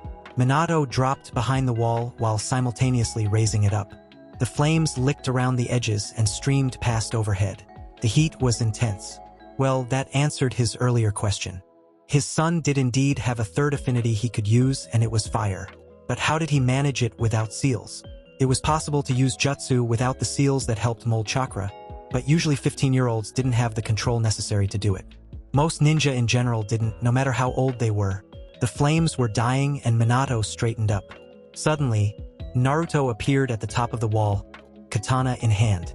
Before Minato could react, he leapt off the wall, twisting in the air to land behind the Hokage. The older blonde barely had time to turn and raise his kunai before his son was on him. Naruto was a good swordsman too, and he definitely had the advantage against a kunai.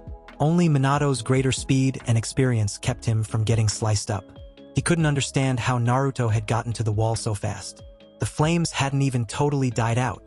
He must have come through them, but he didn't even look singed. Minato was confused again. It was a state he was getting all too used to in this fight. His son had a knack for doing the unexpected. Not a bad trait in a ninja. The Hokage was being pushed back against the wall by Naruto's greater reach, which was obviously what his son intended. If he trapped him there, it would be all over. Luckily, he could do something about that. Minato released the jutsu and the wall disappeared. There was someone behind him. He half-turned, trying to keep his son in his line of sight. The boy was pressing the attack, using Minato's distraction. He blocked a flurry of blows while trying to process the new threat. His son was lunging forward, holding a swirling ball of orange chakra in his hand, grinning like mad. Shadow clone. Rasengan. Minato couldn't believe it, but he didn't have time to ponder. He also didn't have time to dodge, so he did the only thing he could in the situation. He used Hiraishin to transport himself to the other side of the clearing. Just before he disappeared, he felt a sharp burn low down on his side, below his vest. His son had nicked him. He reappeared, immediately dropped into a fighting stance and drew in a deep breath. His gaze was on his son and his son's clone. The one that had formed the Rasengan was still grinning and holding something up, but not a ball of chakra. It was the bell. Minato looked down to his waist, but there was nothing there except the gash the katana-wielding Naruto had given him. He had sliced the bell away with that last attack. The yondaime laughed aloud. His son was amazing. His strategy was excellent, sending the shadow clone for distraction while he hid behind the wall to form the Rasengan, again using his opponent's jutsu against him. His shadow clones were impeccable and his control of them was superb. Definitely better than Minato's. And he knew the Rasengan. He'd have to grill Jiraiya about that later. Right now, he wanted to test it out against his own. Very good, Naruto. I am thoroughly impressed. He began, putting the kunai away, but stopped. His son was no longer looking at him and grinning. Instead, both Narutos were staring at the katana with unreadable expressions and clenched fists, breathing in short, shallow gasps. Blood was smeared across the blade. His blood. Well, Naruto had cut him when he severed the cord of the bell, But it wasn't a serious wound, just a scratch really. He'd certainly had worse. Was that why his son was looking like that? Naruto? The older blonde began, wanting to reassure the young ninja, but stopped again when his son, the real one, the one that had been holding the bell, looked over at him. His expression changed in a way Minato couldn't understand. Literally. Minato had never seen anything like it. It was like something stirring the water of a pool just under the surface. You couldn't see exactly what it was, but you knew it was there, and you thought it was big. Minato didn't like it. He felt the first stirrings of fear in his gut. Naruto, he breathed again, this time a whisper, but a movement next to the young man drew his son's attention. The clone had started moving the katana so the edge was near his face. Minato had no idea what he was doing, but Naruto seemed to. The original instantly shot out a hand to grab the clone's wrist, stopping the motion. The clone looked at the original and growled. A low, quiet sound that still easily reached Minato's ears. The original growled right back, his face hard. The Hokage blinked. Clones weren't aggressive towards their creators. What the hell was going on? The original was moving the hand grasping his clone's wrist, bringing the sword towards his own face now. The clone had stopped growling, but he looked angry. The real Naruto placed his other hand along the flat of the blade, steadying it. He brought the blade close, staring at the blood with visible inner conflict, staring at his clone the whole time. Minato was shocked. He stared at his son, who had dropped his hands to his sides.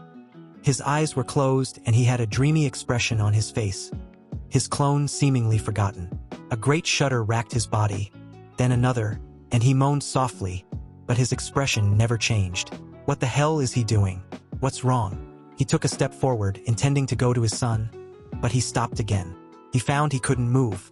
A terrifying pressure filled the clearing. It was the only way Minato knew how to describe it, although it wasn't quite right. The feeling that surrounded him, that made his skin crawl, that choked the breath from his lungs and made the air press down on his shoulders like a weight, certainly inspired fear, but it wasn't exactly fear itself. It was like the killing intent from a high-level ninja, but again it wasn't exactly the same. He had only ever felt this kind of feeling once, almost 16 years ago. His thoughts froze and refused to move any further. That's not possible. Panic was starting to creep into the edges of his brain. Please don't let that be possible. Every instinct in his body was screaming at him to run, to get as far away from here as possible, as fast as possible. But he still couldn't move. He could only watch his son. The feeling was coming from him. The clone was growling again, but Naruto dispersed the jutsu with a wave, still without opening his eyes. Minato's gaze was drawn to the young man's hands. His appearance shifted, becoming more feral. The whisker marks on his face had deepened and thickened until they were harsh slashes marring his cheeks instead of thin lines. His eyes opened and he looked directly at his father. Minato could not suppress the gasp that escaped his lips. His son's eyes were no longer a beautiful blue, but crimson red. The pupils were slits. Minato had seen eyes like that before. Okami, he'd seen them. No, his mind shrieked. How is this possible? Naruto was grinning again, but this grin was more like a snarl. It stretched his now black lips over his teeth, exposing the fangs his canines had become. Minato couldn't breathe and he thought he might drown in the fear and despair that washed over him. Please let this be a dream. Please let me wake up, even if it means I don't have a son. That thought stopped him cold and the fear receded somewhat under his disgust with himself. Did I really just think that? I don't mean that, do I? His reverie was interrupted by a burning in his side. He glanced down and his eyes widened. The wound reopened unexpectedly Naruto had given him. Way too much blood for such a small wound. He pressed his hand against it, trying to staunch the flow. He glanced back up and saw his son pointing a clawed finger at him. Was he doing this? Naruto made a slight movement, like he was taking a step forward, and he disappeared. He reappeared a moment later right in front of Minato. The older ninja hadn't seen him coming. He involuntarily took a step back. At least he tried to, but he couldn't move. He wasn't just frozen with fear and shock this time. He was literally unable to move. The clawed hand was no longer pointing at him, but was held up with the palm facing him, fingers splayed. His son was controlling him somehow. With his other hand, Naruto reached forward and grabbed the wrist of the hand Minato had pressed to his side. His claws dug into Minato's skin. The Hokage would have flinched if he had been able to, Naruto instinctively grabbed Minato's hand, struggling desperately to regain control. Naruto was breathing hard, overwhelmed by the strange power surging through him. He moved slowly, clearly affected by the power he was sensing. Under the fear and shock, Minato had to admit he was somewhat fascinated, although a little disgusted too. What was this power? He was also starting to feel annoyed. He was tired of being shocked and confused. Naruto was slowly regaining control of himself. The palm that was facing Minato had started to sag a little, and Minato wondered if he could move now. He tested it out, starting small. He could move his eyes, could move his lips. Could he speak? Naruto, he breathed. It was barely even a whisper of sound, but it was enough. His son rolled his eyes up in their sockets to look at him without moving his head. Their gazes locked. For a moment, Minato berated himself. His son was dangerous, a predator, and he had just drawn his attention. Why had he done that? But then, Naruto's head jerked up and he stared at his father. The red in his eyes started to recede.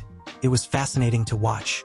His pupils compressed back into a round shape and the crimson color seemed to drain away into them, leaving crystal blue in its wake. The pressure on Minato's wrist disappeared as Naruto's claws shrank back into nails, and the dark lines on his face returned to their normal size. The choking feeling in the clearing disappeared like it had never been. Minato found himself staring into the perfectly normal face of his son again. A face that was very quickly filling up with horror and shame. Naruto took a deep, shuddering breath and let it out with what sounded like a strangled sob. He dropped his father's wrist and made a quick swiping motion with his hand, then a flicking motion. He dropped his other hand, the one that had been holding his father still, and he leapt backward, away from the blonde in front of him. In one bound, he cleared about 30 feet. Never once did he take his eyes from his father. Minato watched him go, making no move, even though he was free again. The look on his son's face never wavered, and he had tears pouring from his eyes. The instant Naruto touched down, he dropped to his knees, pressing his forehead into the ground in front of him in the same bow he had used earlier in Minato's office. He was shaking violently. "Wyandame H Hokage," he said, his voice shaking almost as badly as his body. "I am so very sorry. I can know my actions are unforgivable. But PP please." He didn't seem to be able to finish. His breaths were sobs, and it took a few moments before he could speak again.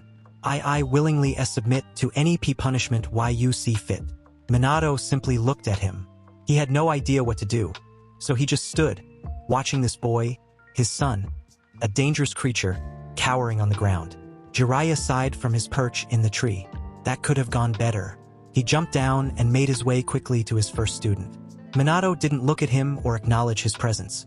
He was just watching his son, huddled on the ground, falling apart. "Minato," he started. "Don't," the blonde man interrupted. His voice was devoid of any emotion.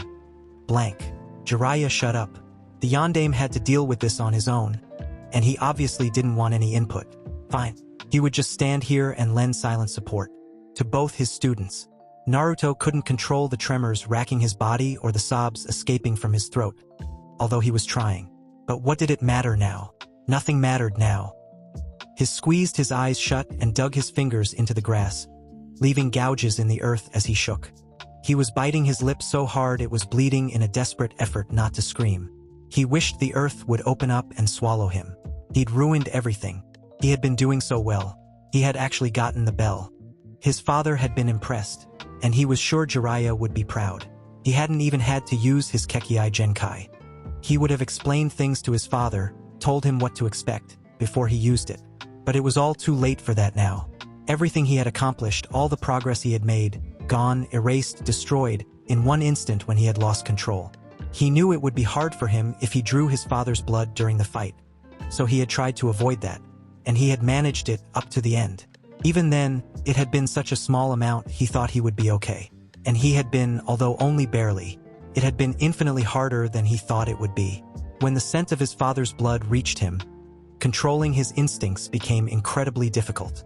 It triggered a fierce instinct deep within him.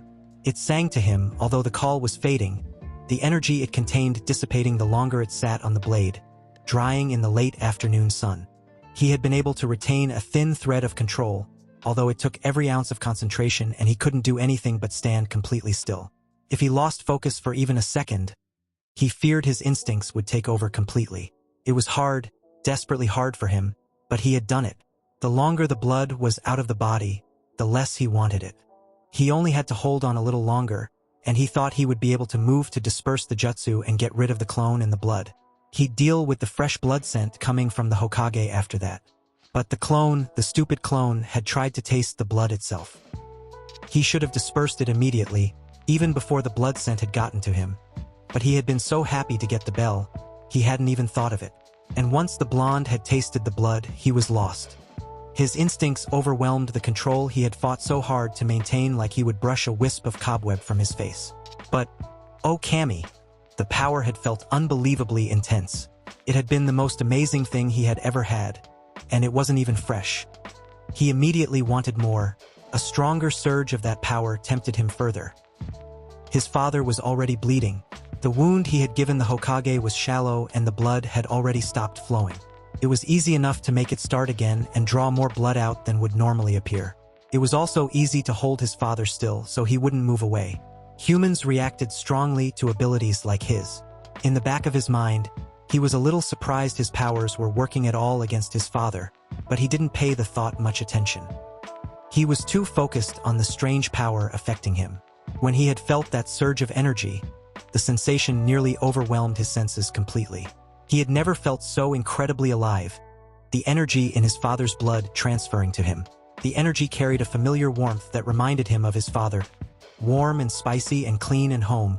On top of the metallic taste only blood had, but 100 times more intense. The energy affected him far more strongly than he expected. And it sang to him, the way he had felt his father's voice in his bones. He felt the song of his father's blood in his veins. Something inside him resonated instinctively with that energy, trying to match his own energy to his father's, like making a harmony to match his father's melody. His heart had skipped a few beats to match the rhythm of his father's heart. It wasn't perfect because the blood wasn't directly from the vein, but it was close, and Naruto felt an overwhelming urge to deepen the strange connection, to finish the bonding, to cement the connection. But it wouldn't happen now. He was certain, absolutely certain from the depths of his being, that his father would reject him, that his father would want nothing to do with him. Jiraiya was probably disgusted with him too, after that display. His father's voice, as soft as it had been, had gotten his attention, and the look on his face when Naruto had glanced up, the horror and shame Naruto felt when he realized what he was doing, had snapped him out of his state in an instant. He had desperately clamped down on his instincts, released his father, and leapt away, but the damage had been done. He had apologized, but words were fairly useless in this situation, and he didn't think it would matter in the slightest that he had meant them from the bottom of his soul. He had seen the look on his father's face. Fear had dominated the Hokage's expression, but there had been something else. Naruto had seen it often enough to know exactly what it was. Disgust. It hadn't been very obvious, but it had been there, and it had broken his heart and crushed his spirit. His father was just like all the others. He was happy to have Naruto around when he thought he was normal, human like everyone else. But the moment Naruto showed his other side, showed his Kekkai Genkai, that changed. Fear and disgust. He was used to it by now. It was the reaction he always got. Even Jiraiya felt it, at least at first. But he had always been able to ignore it, to get over the pain of rejection by others, because he had clung to the belief that his father would be different. That, as long as he worked hard enough, as long as he showed his father he was valuable, as long as he was careful about introducing his father to his powers, his father would accept him. Even the other part of him. His purpose in life would be fulfilled and he would finally be home. Some days that had been the only thought that had kept him going. And he had just wrecked his only chance. It didn't matter how good he was now, how valuable he might be, because he knew where fear and disgust led. Where they had led every other time someone had seen his power. Hate. His father might not hate him now, but he would. He is, after all, only human. The bitter thought raced through Naruto's mind. And that would be the end of it.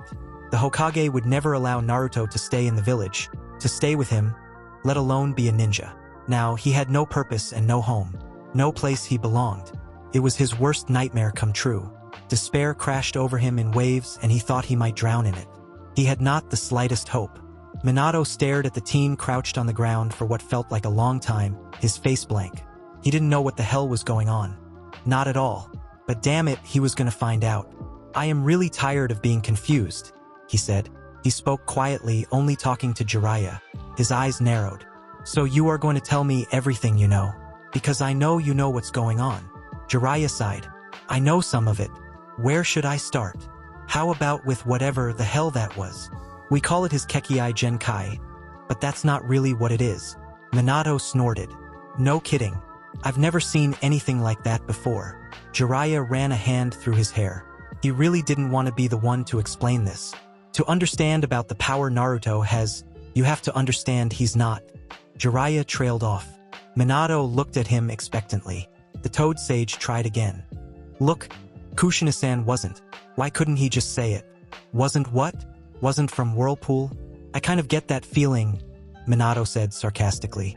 An idea was forming in the back of his mind, but it was well, suffice to say he really didn't want to contemplate it. Jiraiya gave a short bark of laughter. No, she most definitely wasn't from Whirlpool, he muttered. Well, where the hell was she from then? Minato yelled. He was really on his last nerve here, and his sensei was beating around the bush. Felt good to yell to get some of his frustrations out. Just spit it out. Naruto should be the one explaining this. Jiraiya yelled back. I don't understand half of it myself, and it's really not my place. This is between you and him.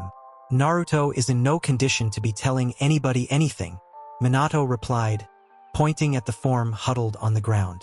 He and the Toad Sage had both seen broken men, those who had reached their limit and had been pushed beyond it. Naruto looked disturbingly like those men. He had stopped sobbing, but Minato didn't know if that was a good thing or a bad thing. It's alright, Yondaime Hokage Yui. I will tell you whatever you want to know, a voice said. The men turned to face the boy that had spoken.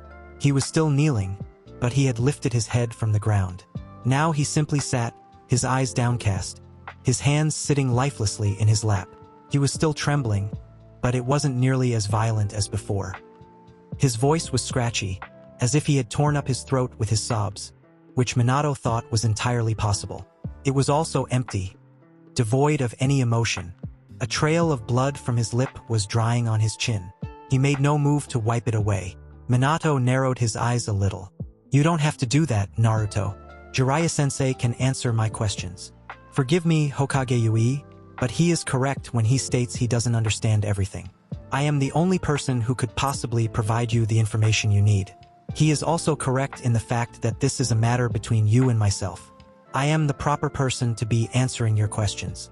Minato blinked. The whole speech had been delivered in that expressionless tone. And the phrasing, it was so formal, almost archaic. Jiraiya sighed next to him. He only talks like that when he is nervous. But that voice isn't like him. Minato nodded, but didn't say anything. Instead, he walked closer to where the young blonde was kneeling. Jiraiya followed him. He stopped about 5 feet away. Naruto, look at me, he commanded, his own voice carefully blank. Naruto instantly complied. Minato heard Jiraiya's small gasp, and he knew he himself showed some surprise. All the life had disappeared from Naruto's face. His features were completely blank and his eyes were dull. The spark, the fire, normally contained in them was totally gone.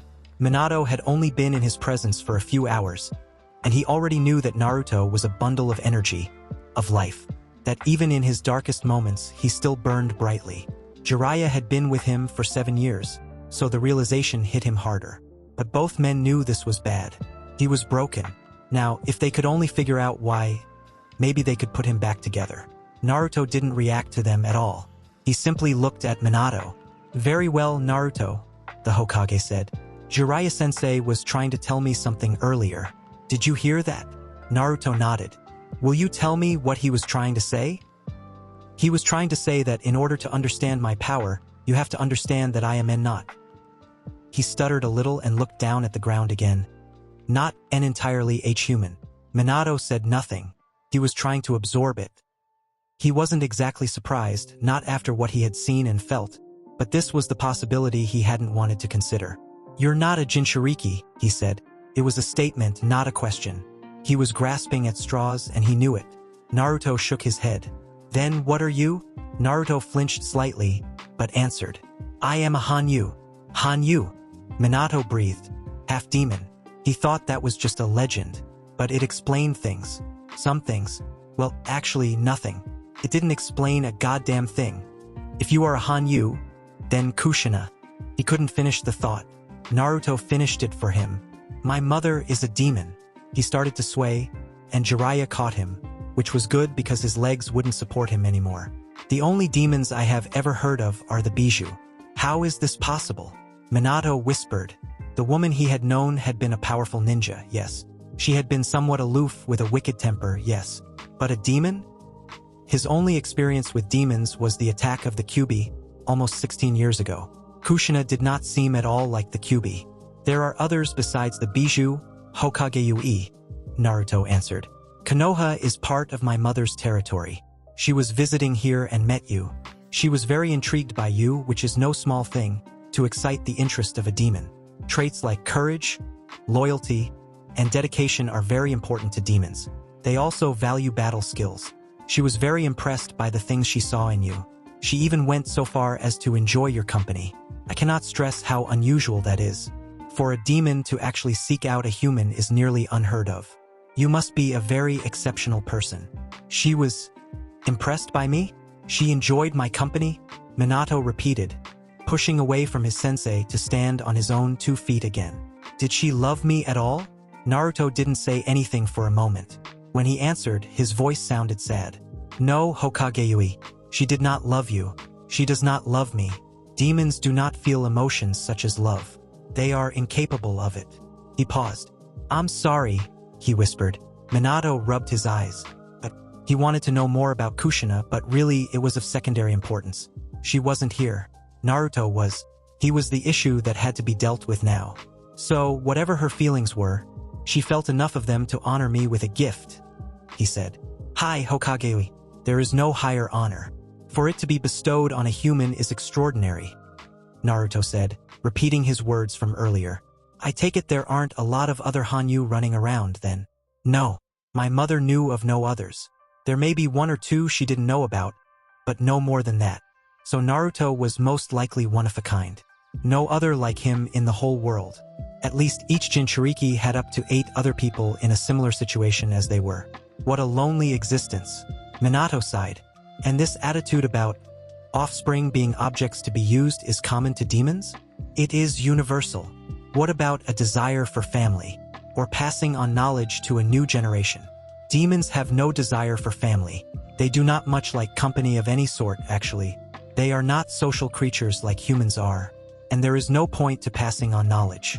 Demons are basically immortal. They do not age and they do not get sick.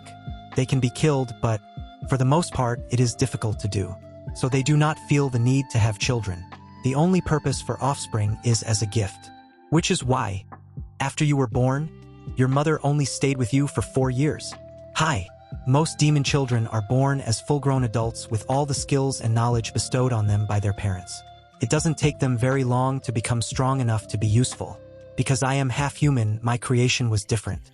Okasama carried me for only a few months before I was born, and I grew much more rapidly than a human child for a while. I have also been aware from the moment I was born.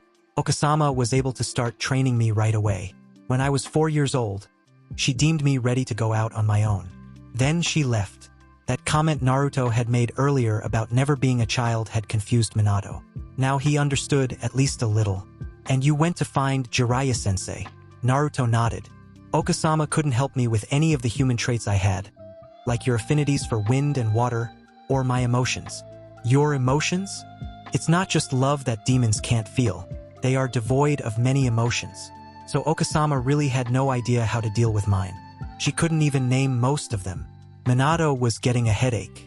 A really bad one. This was all too much for him. He rubbed his eyes again. Okay, alright, so you found Jiraiya-sensei and trained with him. What about what you did a little while ago? That was definitely not something you got from me. Naruto shook his head.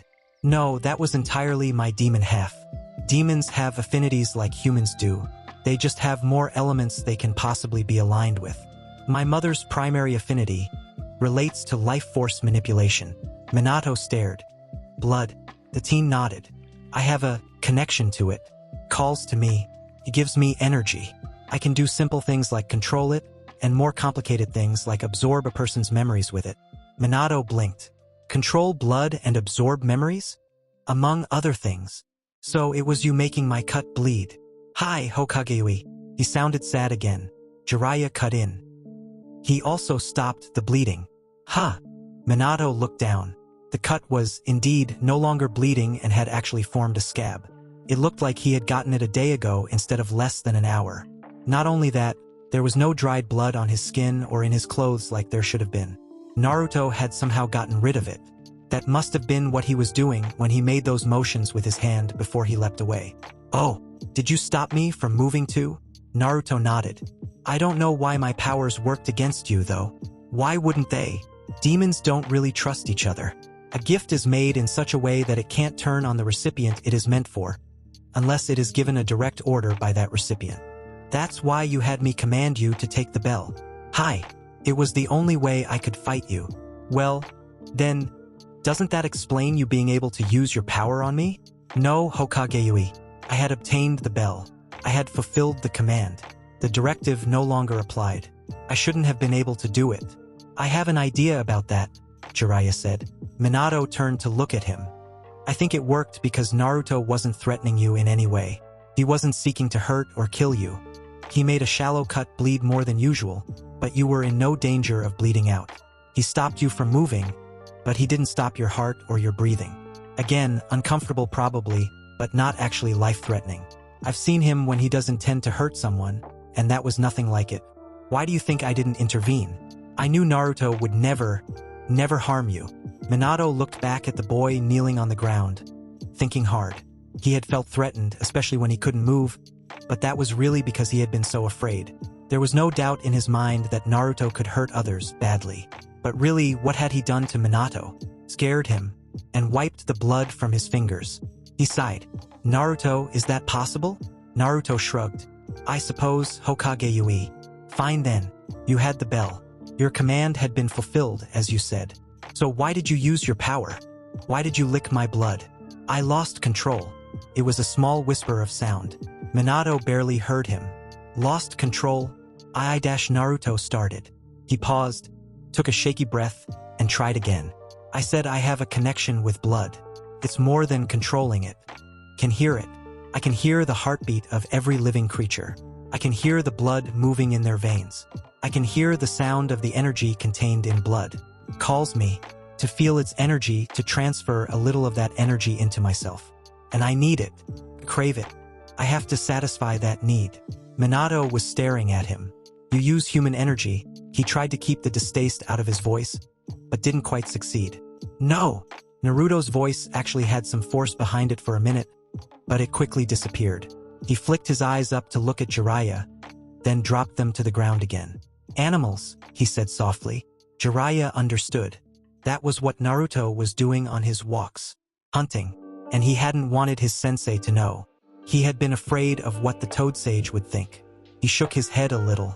The boy was speaking again. I draw energy from animals so it's easier to control my instincts around people. It's one of the first things Okasama taught me. I haven't used human blood in years, except for enemies. That's true, Minato, Jiraiya interjected, trying to help his young student. I haven't seen him lose it like that in a long time. If it's true, why today? Why my blood? Minato asked.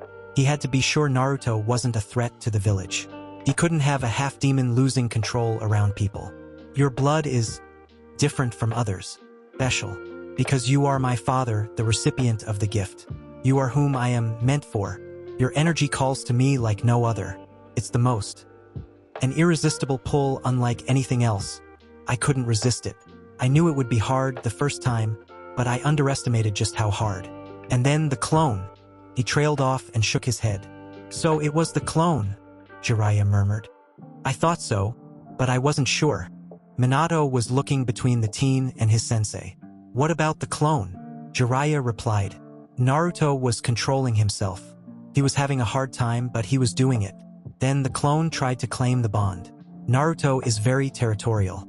If someone tries to take what he considers his, well, it's not pretty. It's a demon instinct, Naruto said. You defend what is yours until death. It didn't matter that the clone was technically me. The instant he tried to take your blood, I saw him as a rival, a competitor for my place with you. No way would I let him take your blood before I did. I didn't even think about dispersing the jutsu. He had to be shown that I was the dominant one. And once that instinct was triggered, I wasn't able to hold back. Before you did? Minato repeated. You were expecting to taste my blood at some point? Naruto hesitated but nodded. I had hoped to, he whispered. It's the final bond. Final bond. When a gift is accepted, there is a bonding that takes place between the gift and the recipient. Connections related to the five senses are forged. The deepest and last one to form is the bond of taste. For me, that means completing the final bond. Minato narrowed his eyes a little. So this connection has been made then? Naruto shook his head. Not really. The connection has to be formed directly. Even the little time it spent out of your body was enough to dissipate some energy and make it too weak to form the bond. The young blonde paused. Don't worry. You have no obligation to me. Minato narrowed his eyes further at that statement, but only asked, what about the other bonds? In place. The first time I saw you, the first time I heard your voice, the first time I smelled your scent, and the first time I felt your touch. And you didn't think I should have been informed of these connections before they were made? Naruto flinched at the anger in his father's voice, but replied in the same dead tone. Forgive me, Hokage Yui. It is not usually done that way. All demons know what receiving a gift entails.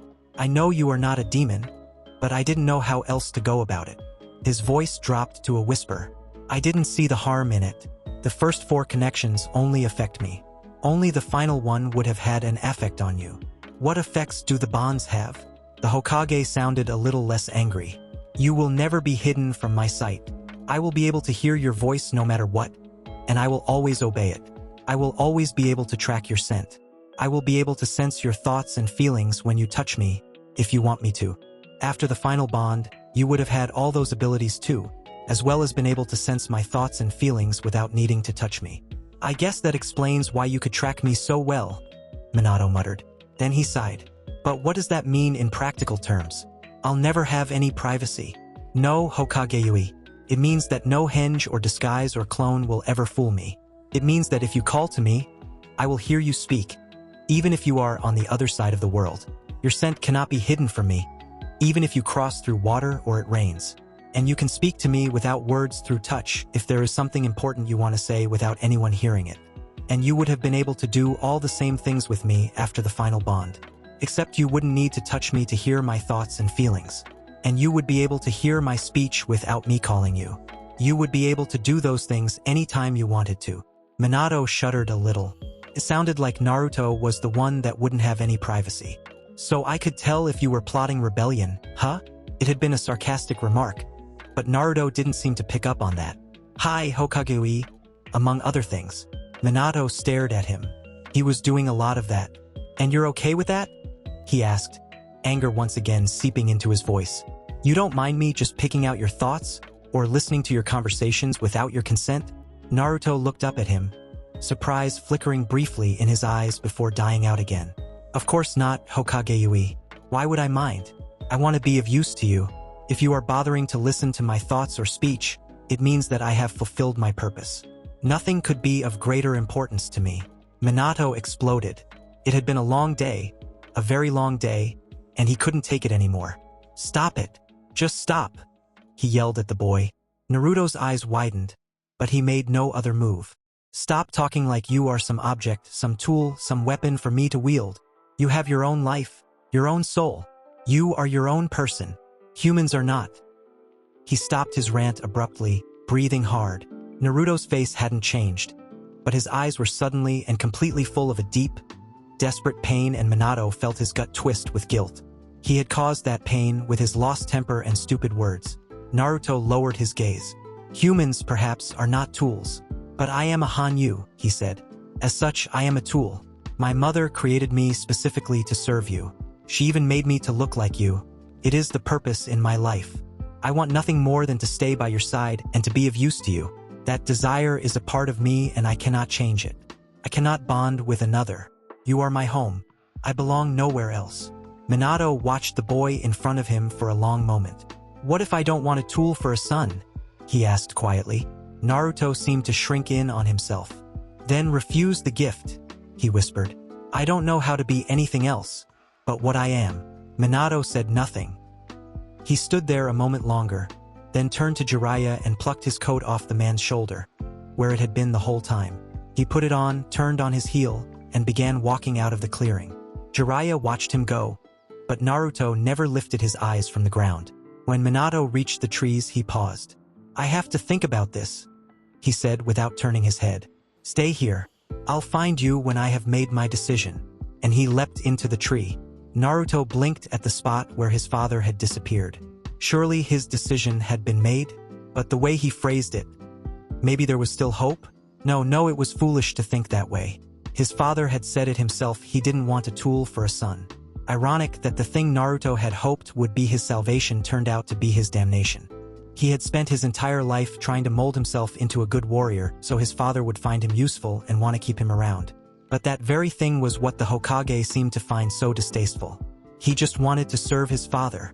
Why was that so wrong? He didn't understand. But it didn't matter. The Hokage would reject him. The bonds would be broken. He would be purposeless. Naruto sank back into the darkness of despair. Jiraiya watched his young student. He hadn't moved for the last hour, not since Minato had gone. The sun was sinking behind the trees, throwing long shadows across the clearing. The air was turning cool. The white-haired ninja walked towards the kneeling teen. The young man didn't look up from the ground, didn't turn. "Naruto," Jiraiya said. No response. He sighed and squeezed the blonde's shoulder. "It'll be all right, Naruto." "Nothing." He left. He didn't think Naruto would notice. Minato was sitting on top of the Hokage monument. On top of the third's head, to be exact. He often came here to think. He liked the feeling of closeness to his predecessor it gave him. It was also a secluded place and had a wonderful view of the village. Sometimes he needed to be reminded why he did what he did. He dropped his head in his hands. Tonight, even that wasn't enough. He had stared out over the village until the sun had dipped below the horizon and the stars came out. The peace he usually felt in this place, the clarity that usually came to him, was missing. He had taken some pills for his headache, and that had dulled the pain but not gotten rid of it completely. The woman he loved had been a demon. That was fact number one he couldn't quite grasp. She had born or created or whatever in hell you called it a son. His son. Fact number two. Who was a 15-year-old half-demon whose only purpose in life was to serve him. Who saw himself as some sort of gift. Fact number three. And now Minato had a choice to make. Accept the gift or not. The very thought of letting Naruto bind himself to Minato, giving Minato a ridiculous amount of control over him, made the Hokage feel sick. He never wanted such power over another living being, half-demon or not. So he was leaning towards not accepting. Really? A small, traitorous voice in the back of his head said, "I'm not the tiniest bit excited to have such a gift literally laid at my feet." My ego wasn't stoked by the fact that a demon was so impressed with me. She gave me a son? He said I must be exceptional. He wouldn't throw Naruto out, though. Of course not. He could stay in the village. He could even be a ninja. Then Minato could try to break him of this ridiculous notion that he only existed to serve. He doesn't think it's ridiculous. He wants to serve me. Why not give him what he wants? Don't all the other ninja in the village serve me too? On the other hand, he had the council and the people of the village to worry about. Konoha tended to be an open-minded place. It's why so many ninja clans with special abilities ended up here. They didn't face the same sort of fear and persecution they got in other parts of the world, Mist being a classic example. But there was a limit. Minato had no illusions on that score. If Naruto's heritage were ever discovered, there would be hell to pay. And he didn't think it would stay a secret forever. They could pass his power off as a Kekkai Genkai for only so long. What if he lost control again? Minato wasn't worried for himself, although his enemies would certainly make good use of the fact that he had slept with a demon if they ever found out about it. He was worried for Naruto. The council would most likely demand he be executed, or be banished at the very least. And while Minato could do or not do whatever he damn well pleased, a village divided was a village ripe for coups and civil war. He would never allow that to happen to the people he swore to protect. He might have to choose between his village and Naruto. And he knew what his decision would have to be. He's a powerful ninja, even at 15. Imagine what he'll be like in 10 years. Imagine what I could do with him. My enemies would never dare touch me or my village.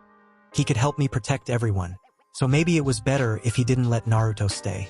Jiraiya would need someone to take over the spy network eventually, after all. He could show Naruto the ropes.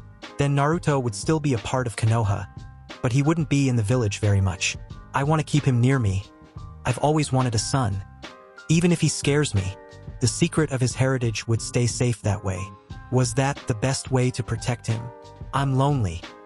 I'd be thrilled to have someone so totally devoted to me, who would never leave me. Minato groaned. He wasn't getting anywhere. He lifted his head and unzipped one of his vest pockets. He took out the object he had placed there earlier in the day, a Hittite on a piece of long, black cloth. He ran his fingers over the leaf symbol etched in the metal. He'd had Hisa get it made while he was in that meeting. He had planned on presenting it to Naruto after his test. Now he didn't know what to do with it. He sighed. I don't know what to do, he said aloud. Yes, you do, a voice replied. The yondaime turned. Jiraiya was standing, watching him. He turned back to gaze out over the village again. Everything was silent, save for the sound of the wind. You have to accept. Minato jerked his head around. What? That wasn't what he thought the Toad Sage would say. I can't do that. Why not? It's wrong. I'd be buying into that bullshit Kushina put in his head. I'd be taking his life away from him. Jiraiya shook his head. No, you'd be giving him his life. Minato blinked at his teacher. You saw him before you left. I went back a little while ago. He hasn't moved. He didn't look at me. He didn't answer me when I spoke to him. I don't think he even noticed when I put his jacket on his shoulders. He was broken, lifeless. I think I know why. He has said it multiple times. His life, his purpose is to be accepted by you, to serve you. He was excited to finally come here, to meet you. He was so sure he could impress you enough that you would accept him, despite what he is. But after he lost control, he thought that was it. Did you notice how he spoke when he was answering your questions? He had hoped to make the final bond with you. Had that happened, you would have been able to do all those things he talked about. He phrased everything in the past tense, like you had already rejected him. I truly believe he thinks he ruined his chances to gain your acceptance. So what is left for him? He believes he has no life, no purpose anymore. We both know what happens when a man has no purpose. But he could find a new purpose. I could help. No, you couldn't. He has no other purpose. It's not something you can change. Minato shook his head. I don't understand that. You don't have to. It will make him happy. He wants this. Why are you so resistant? Just because we want something, that doesn't make it right, Minato said softly. Jiraiya paused. You want this too, he murmured. Minato looked away, out over the village again, although he didn't really see it this time. His fingers stroked the cool metal of the headband. Damn it, Minato, then just accept. Why are you pushing me like this? Minato yelled. Because I want to see my students happy, the big man yelled back. I know this will make Naruto happy. I know this will make you happy. You have always wanted a son. And don't think I don't know how lonely you are here. Minato didn't know what to say to that. He should have known his sensei would pick up on his feelings, even though he wasn't in Konoha that much. I can't protect him here. When it gets out what he is, Minato said. That's just an excuse. What better protection could he have than being bound to the commands of the Hokage? He can't do anything to harm the people of this village if you order him not to. Minato shuddered. I couldn't do something like that to him. I know you don't like it, but it will appease the council. They may not trust him, they may not like him, but they won't be able to complain that he is a threat. Minato hadn't thought of that. Would it work? It might. Those who break the rules are trash, but those who abandon their comrades are worse than trash. Isn't that what Obito said? What about those who abandon their sons? Silence. It reminds me of Zabuza and Haku. That relationship is so twisted. Jiraiya shook his head. Your relationship is whatever the two of you want it to be. He's not a tool if you don't treat him like one, no matter what sort of bond you possess. This way, everyone is happy. Naruto sat in the clearing. The only movement he had made since his father left was to tilt his head back and gaze at the stars. He had always liked watching them. He wondered what it would be like to be one, hanging in the night sky, surrounded by brethren. If he was a star, though, he supposed he would be the evening star, the one that appeared low down on the horizon, away from all the other stars.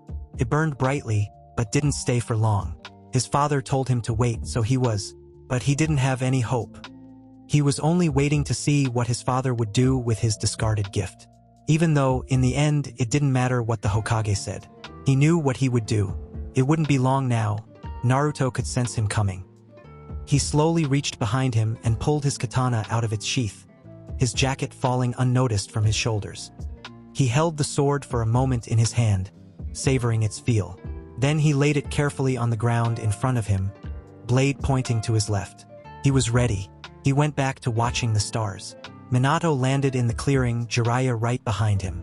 He took a moment to survey the scene. Naruto was still kneeling in the exact same spot he had been when Minato had left. His katana was lying on the ground in front of him. He was staring at it. "What the hell?" Minato hissed lowly. Jiraiya just sighed. Again, Naruto looked like a condemned man prepared for seppuku. "God damn it!" Minato swore, stalking forward. Jiraiya followed at a safe distance behind him. This was really between the two of them anyway. Minato was angry, very angry, mostly at himself for waiting so long, for putting his son through this, for not doing the right thing in the first place, but also at Kushina and Jiraiya and a little bit at the boy in front of him. It may have been silly or unfair, but he had enough anger to go around, and he was a generous man by nature.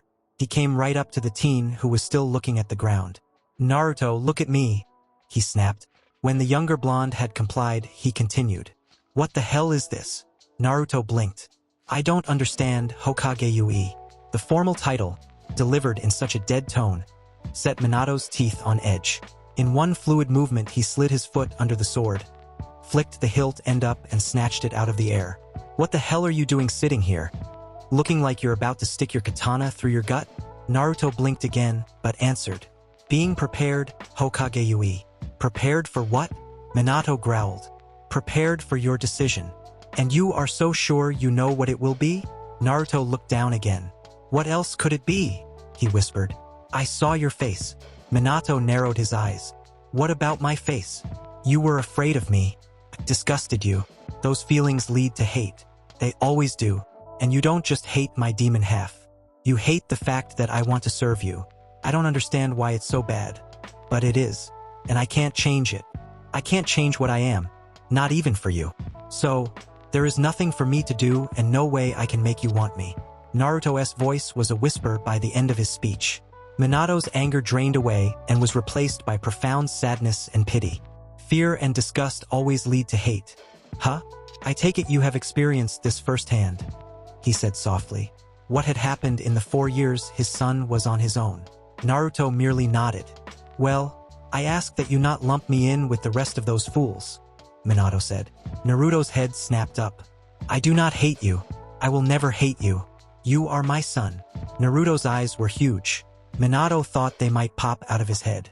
He jabbed the sword in the ground and dropped to his knees in front of the teen. He pulled him into an embrace for the second time that day.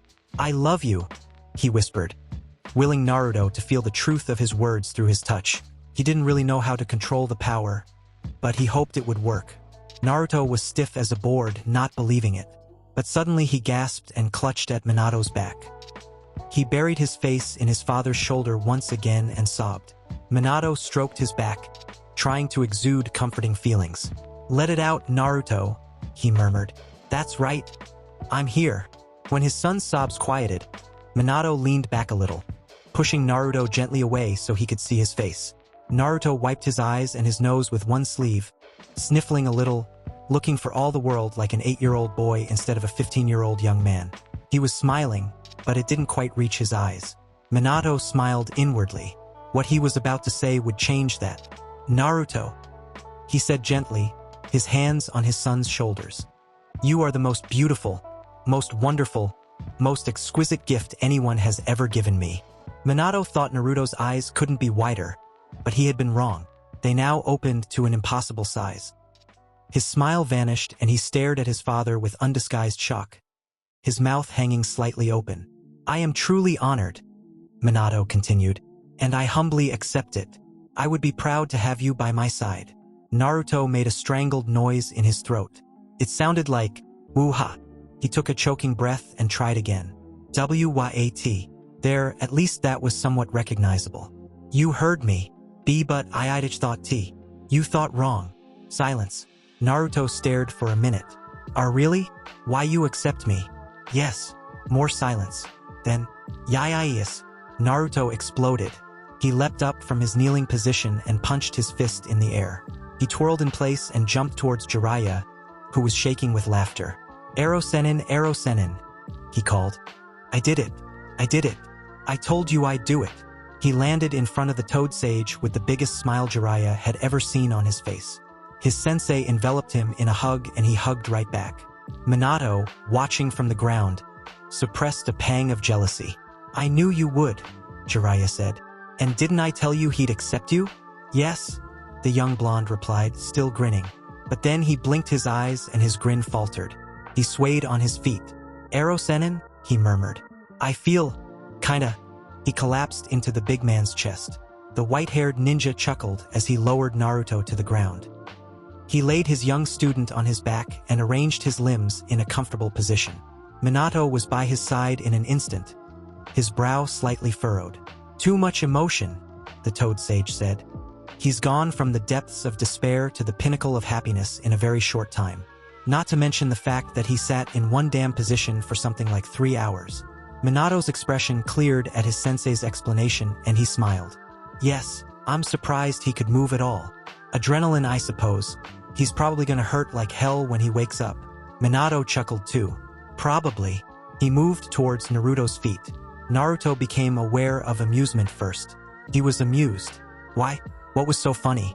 He thought he might open his eyes and find out.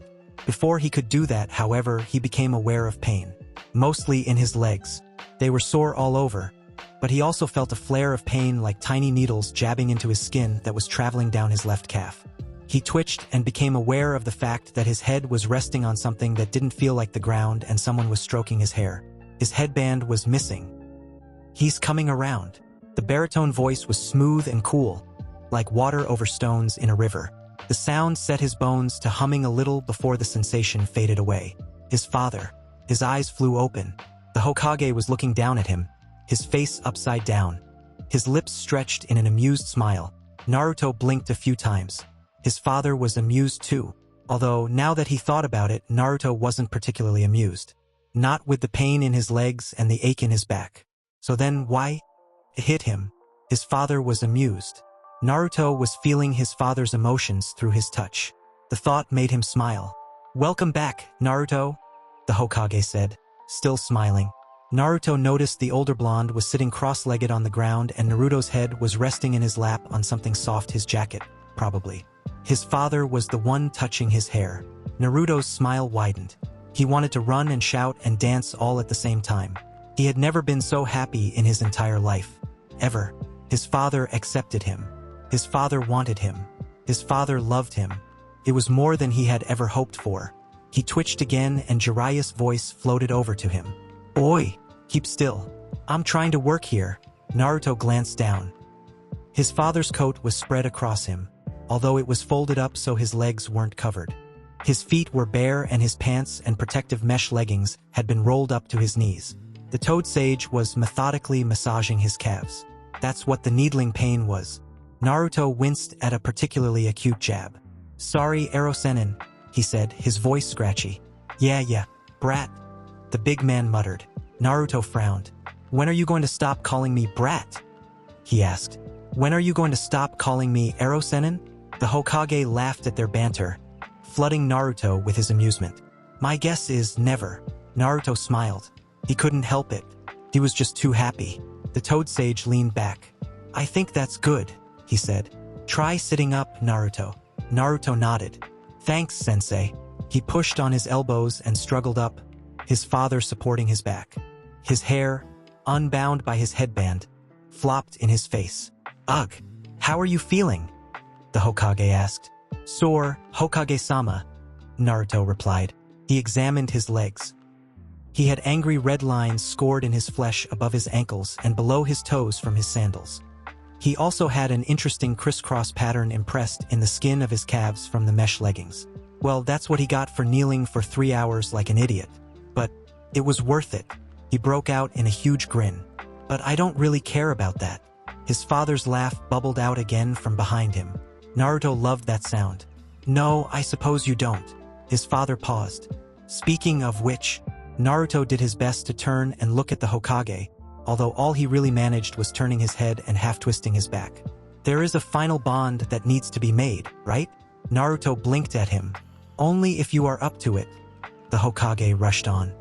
I don't really know what it entails, so I don't know if you need to wait or dash. He was interrupted by a choked noise from Naruto that sounded suspiciously like a sob. The young blonde whipped his head back around, away from his father, trying desperately not to cry. Again, he'd already cried enough today. His hands clutched the Hokage's coat still in his lap.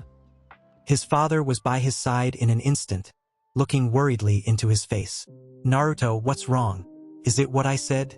We can wait. It doesn't have to be tonight. Naruto shook his head and tried to turn his face away, but his father wouldn't let him. The older ninja grabbed his chin in his hand and turned his son's head back towards him. Naruto, look at me. Naruto obeyed, lifting his eyes to his father's, inwardly cursing the few tears that had managed to leak out. He could feel the concern his father was feeling, and a hint of guilt that he may have hurt his son somehow. It just made Naruto want to cry more. What's wrong? And nothing, Hokage-sama. Then why are you crying? I'm not crying, Naruto replied. The Hokage cocked one eyebrow at him. I am just happy, Naruto exclaimed. I didn't know you could cry when you were happy. I've always wanted this.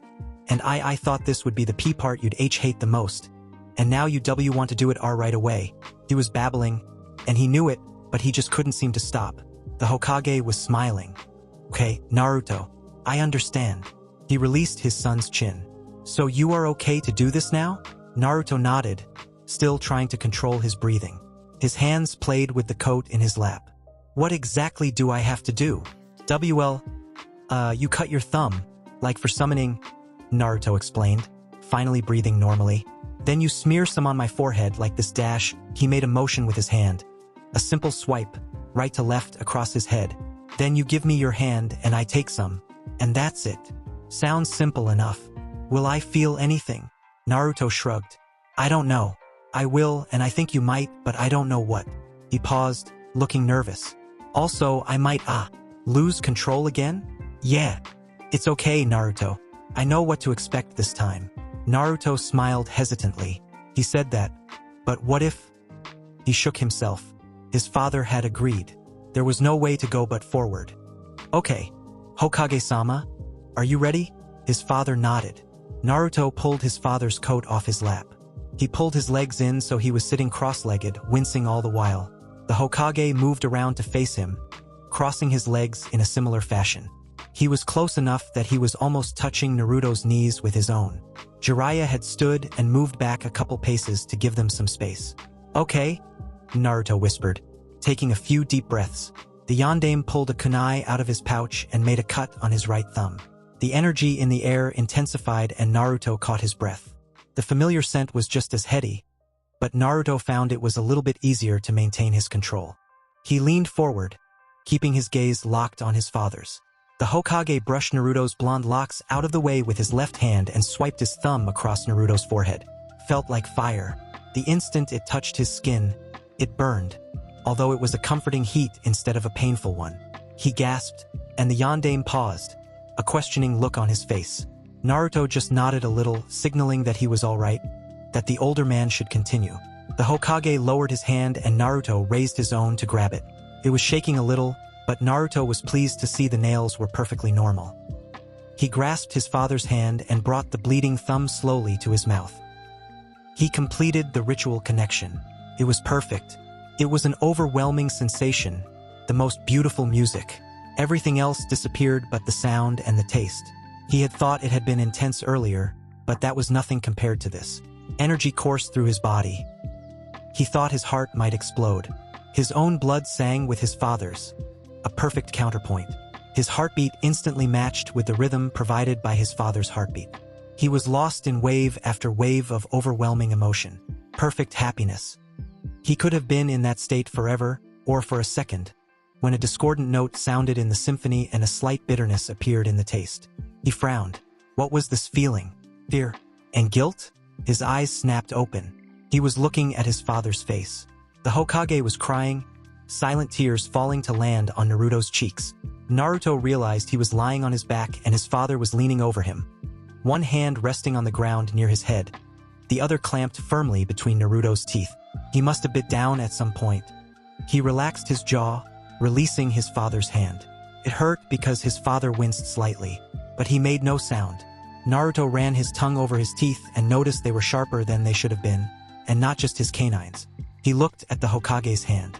Instead of one small cut, he now had 2 puncture wounds on his thumb. Naruto hoped they didn't go all the way through. He pushed his instincts back and watched as the claws holding his father's hand started to retreat. He removed his other hand from the Hokage's arm, which he had gripped some time during the bonding, and waved his fingers over the wounds. The bleeding stopped instantly. He hesitated a moment, but then he cleaned the remaining blood from the wound. Why waste it? He didn't miss his father's flinch or the wave of guilt that followed it. He sighed. His loss of control must have been pretty spectacular.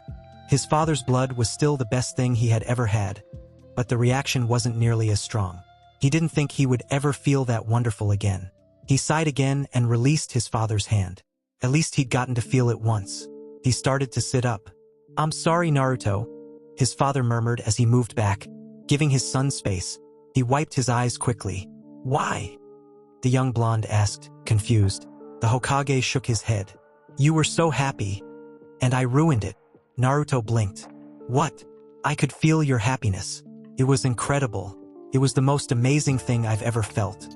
And I could hear something. It was beautiful. And I wanted you to stay there, in that place, for as long as you wanted. But he trailed off.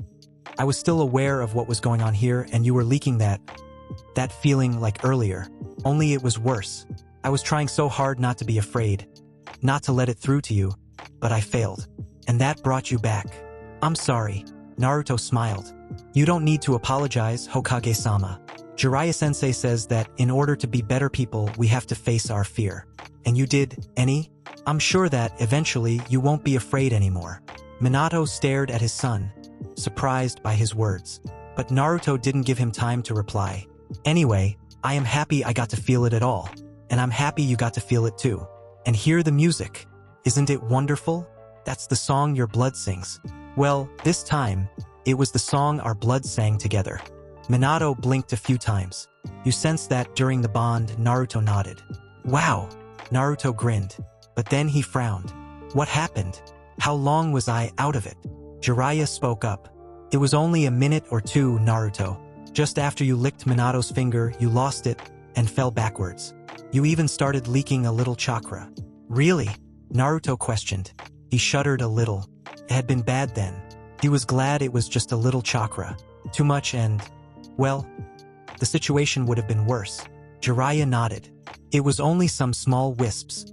Anyway, you were like that for just a bit. And then you woke up." "Naruto, something happened to your forehead," the Hokage said. "The blood I smeared there seemed to sink into your skin, and then a seal appeared. Do you know what that's about?" Naruto shook his head. "No, but I guess it has something to do with the ability to sense thoughts and emotions." "Is it still there?" The yondaime shook his head. "No, it faded. I'd like to see if we can make it reappear though. I'm interested in it." Naruto grinned. "Right, you're a seal master. If you like, I can show you the seals on my soul too." Minato stared. "What? Seals on your soul?" Naruto nodded. "Yeah, Okasama made them." Sure, Naruto. I'd like to see that sometime." The older blonde stuttered. His son just kept surprising him. "But right now, I don't think I can handle it. I feel like I've been run over by a ninja platoon." Minato got wearily to his feet and pulled Naruto up after him. He rubbed his eyes. His headache was back with a vengeance. "All right, Masuko." Naruto gasped and smiled brilliantly at the word, but didn't say anything. "We are bonded completely, right? There are no other steps to accepting you." "No, Hokage-sama, that was the final bond. All the steps are completed." "Good." Naruto grinned and scratched the back of his head. "Ano, Hokage-sama, do you know where my headband is? It's just my hair gets in my eyes without it, and it's kind of hard to run like that." The yondaime chuckled. "I have the same problem," he said, gesturing to his own unruly spikes. "And I have your headband right here." He reached into one of his vest pockets and pulled out, not Naruto's plain black band, but a leaf Hittite. Naruto sucked in his breath. It was the symbol of a Konoha nin. His father was making him a ninja under his command. It was everything he'd ever wanted. "Uzumaki Naruto," his father said, in a serious voice. Naruto straightened his shoulders and bowed, his own face totally serious. "Hi, Yondaime Hokage-sama. I am accepting you into the ranks of Konoha Nin, level Chunin." The Yondaime stepped forward and tied the headband around Naruto's forehead. "Congratulations. Arigato Hokage-sama," Naruto said with another bow. When he straightened, he found himself being hugged by his father. "I'm so proud of you, Musuko," the older man murmured. Naruto merely squeezed his father back. His smile could outshine the sun. The Hokage released him and stepped back. He walked to where his coat was lying, picked it up, shook it out and put it on. "Now, it's been an extremely long day. I have a headache the size of Fire Country, and I desperately want to sleep. So I suggest we head back. Don't forget your jacket, Naruto." "Hi, Hokage-sama," Naruto called. He bent to pick his jacket up from the ground where it had fallen from his father's lap. Then he made his way to where his katana was stuck in the earth. He plucked it out and slid it smoothly into the sheath strapped to his back. He put his jacket on and zipped it up. It was black with an orange lining and a high, ribbed collar. An orange swirl that ended in a leaping flame on the back was its only decoration. He was just turning to where his father and the Toad Sage waited when something silver caught his eye. It was the bell. He grinned and swiped it up off the ground, then ran to join the two men. In the mountains to the west of the village hidden in leaves, in the gardens of a relatively small but richly furnished traditional house, a dark-haired teen paused in his training. It was dark, but he wanted to finish this last set of katana forms before turning in for the night. He dropped his stance and pressed his free hand into his stomach. A deep rumble was emanating from there and it echoed in his head. What was that damn fox up to now? He didn't think it was an angry growl, not like the QB usually made. And that threatening, fear-inducing feeling he usually had when the fox acted up wasn't there either. Instead, it was more of an amused feeling. Amused? The fox was amused? Was he laughing? "Is something wrong, Sasuke?" A voice called from the direction of the house. The teen shook his head. "No, nothing, Oni-san," he replied, getting back into his stance. "I'll be done in a moment." A pause. "Don't let your tea get cold." "Hi, Oni-san."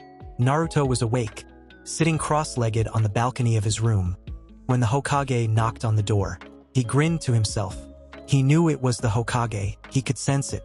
Naruto had dressed in a fresh set of training clothes that morning, eaten a small meal made up of leftover rations from his pack, and carefully tied his hitai-ite on his forehead.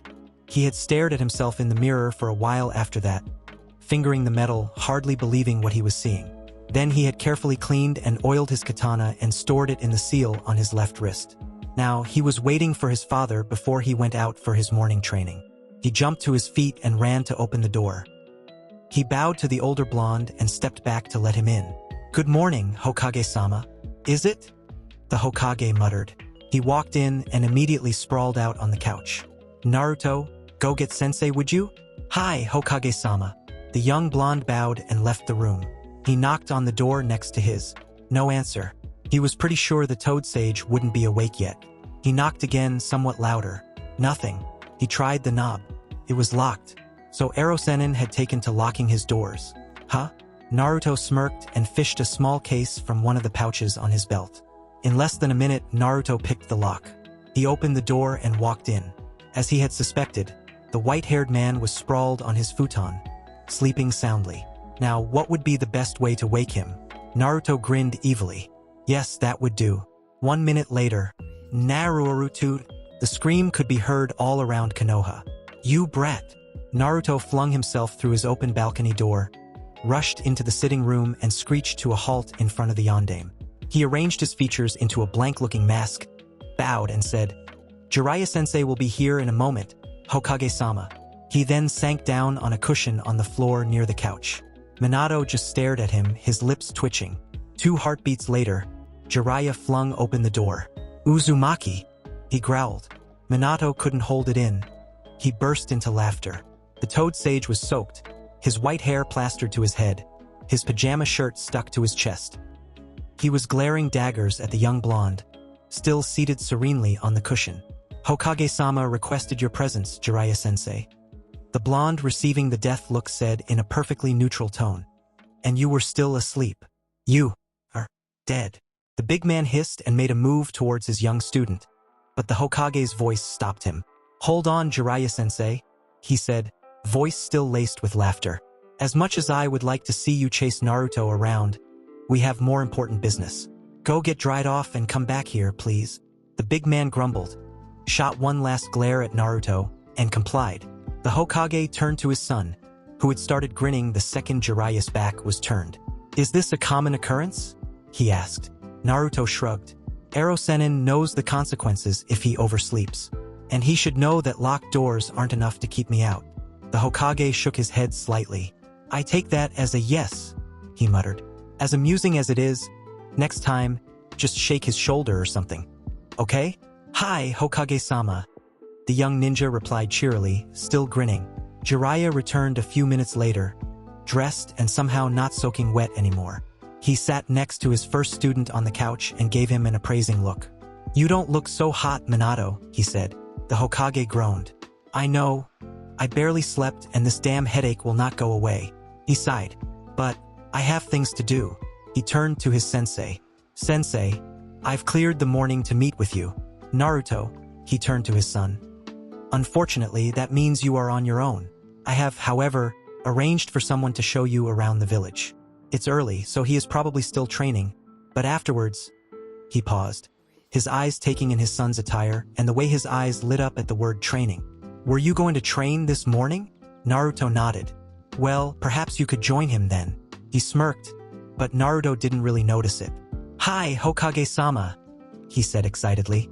Return to my office for lunch, and we'll discuss what I want you to do next. Hi, Hokage-sama.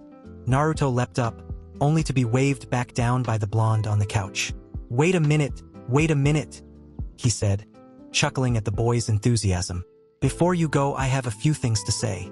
He took a breath and his voice turned serious.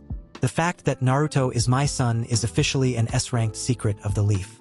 The events of yesterday and the truth about the rest of Naruto's heritage and Kekkei Genkai are officially SS-ranked secrets.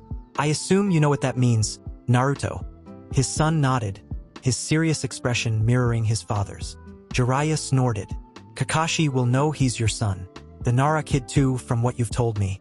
Actually, anyone with half a brain will take one look at him and see you are related. The Hokage shrugged. I know. That's why it's not SS rank 2. It's the piece of information we have the least ability to control. But if I dangle it in front of my enemies, in the guise of an S-ranked secret, they won't dig around any further. At least not for a while, I hope. Jiraiya nodded, approving the strategy. And if I don't officially declare Naruto to be my son, that buys us some time. All they will have is rumor and speculation, and they won't try something against a Konoha nin without more proof than that. Naruto. He turned to his son once again. It's not that I don't want to claim you as my son, I do. I want to shout it from the rooftops, but it will make you a target for anyone wanting to get to me. I want to put that off as long as possible. Hi, Hokage-sama, the young blonde replied. I understand. The same with your powers. You are not to use them unless it's a life or death situation, or I give the okay. But I am not ashamed of them or you in any way, and I don't think we can keep them a secret forever. You most likely will have to use them sometime. I just know that when the truth is discovered. He trailed off. I know, Hokage-sama, Naruto replied, quietly. He knew all too well what happened when even half the truth was discovered. His father didn't need to remind him. The Hokage placed a comforting hand on his son's shoulder. Naruto glanced at him gratefully, feeling his father's concern. But his expression changed to puzzlement when he saw the look on his father's face. Hokage-sama? He asked. The yondaime had a blank expression on his face and his eyes were glazed and unfocused. Suddenly, his face twisted in pain and he hissed, then clutched at his head. Hokage-sama, Naruto cried, a little panicked. He reached his own hand out, but Jiraiya's voice stopped him. Naruto, wait, don't touch him. Why, sensei? I think your touch makes it worse. What? Jiraiya said nothing, but placed his own hand on his older student's shoulder. Minato, he said calmly. Why yes, sensei? The Hokage replied shakily, lifting his head from his hands. His eyes tried to focus on the man next to him, but they were bleary. What just happened? I don't know exactly. I've been getting these strange images in my head, but I don't recognize them. Some of them are fairly complete, but others are just flashes or snatches. You are in some of them, Jiraiya, but I don't remember ever having been with you in some of the places I see in the images. Anyway, when I touched Naruto, the images sort of took over. They were all I could see, but they were coming so fast I couldn't really comprehend them. And I felt this intense sadness and loneliness and pain. I thought my head might split open. He trailed off and looked at Naruto. Naruto was looking down. He understood now. "Gomen, Hokage-sama," he said sadly. "It's my fault." "Ha!" The Hokage was a little slow this morning. "It's not your fault, Naruto," Jiraiya said. He turned to the older blonde on the couch. "It's the bond, Minato," he explained. "Remember? You can basically read Naruto's mind. You can pick up on his thoughts and feelings now. I think that is what those flashes are. You are seeing his memories and picking up his thoughts. Touch must enhance the connection." The yondaime blinked a few times and then rubbed his eyes. "Well, that would make sense," he muttered. "That explains why I didn't recognize anything." He opened his eyes again to look at his son. "Naruto, this is not your fault. If it's anyone's, it's mine because I obviously can't control this connection we have." "But, Hokage-sama?" "But nothing," the older man said firmly. "I will not have you feeling guilty over this." His son nodded but didn't look convinced. "Trying to shoulder blame that isn't yours isn't terribly constructive. You can help by telling us what you know about this connection and how I might control it." "Hi, Hokage-sama," Naruto said, looking a little less sad. He was happiest when he had a task to complete. "But I don't know that much. I only know the way it's supposed to work. You can read my thoughts and emotions at any time. I can read yours if we are touching, and you will me to do so. Which explains why you aren't having the same trouble as Minato," Jiraiya interjected. "Yes, Jiraiya-sensei," Naruto said. "I don't know about controlling it, though. I didn't need that knowledge, so Okasama didn't give it to me. Maybe if you build a barrier around your mind?" "A barrier? How do I do that?" Well, you go into your mindscape and just sort of picture a wall, you know? And then you work on making it bigger and stronger." Naruto shrugged. Minato sighed. His son's explanation left something to be desired. "Well, I'll try it, I guess." "You could always consult the Yamanaka," Jiraiya said. "They are the mind experts." "Yes, well, the whole point of an SS class secret is that hardly anyone knows about it," the yondaime said drily. "I'd really rather not bring them into this." Jiraiya shrugged. "You might not have a choice. Besides, you don't have to tell them the real reason you want their help." "Fine, I'll think about it." The Hokage sighed again. "Enough chit-chat. Naruto." His son straightened, giving his undivided attention to his father. "The person I assigned to show you around is named Rock Lee. He will be outside the west gate sometime in the next half an hour or so. If you want to train with him, don't forget. Return to my office for lunch." "Dismissed." "Hi, Hokage-sama," Naruto exclaimed and dashed out, pausing only to grab his sandals from their place by the door. He totally missed the look his sensei was giving his father. As soon as he was gone, Jiraiya burst out laughing. "Lee? You got Lee to show him around?" Minato grinned. "Yeah, I thought they would get along well. And Lee Kuin is a very friendly person. Just the sort to make Naruto feel welcome here. Don't you think?" Jiraiya just laughed harder, shaking his head. But his laughter died out as the yondaime continued speaking. "One of the more complete images I got from Naruto was you, with a nosebleed, pointing at him and saying something like, 'You're just my type of girl.' Care to explain that?" he asked in a pleasant voice, his eyes narrowed. Jiraiya immediately felt his palms get sweaty. He'd heard that tone of voice before, usually just before Minato killed someone. Well, that was just a little misunderstanding." Naruto waited impatiently on the edge of the road outside the west gate. He had sped here from the Hokage Tower, only pausing when he had reached the gate itself. The guards on duty had been the same ones from the day before, and one had hailed him. Uzumaki-san. He hadn't actually been introduced to the two when he had arrived, so he headed over. He thought he should get to know them as they were, after all, fellow Leaf Shinobi. He had grinned proudly at the thought.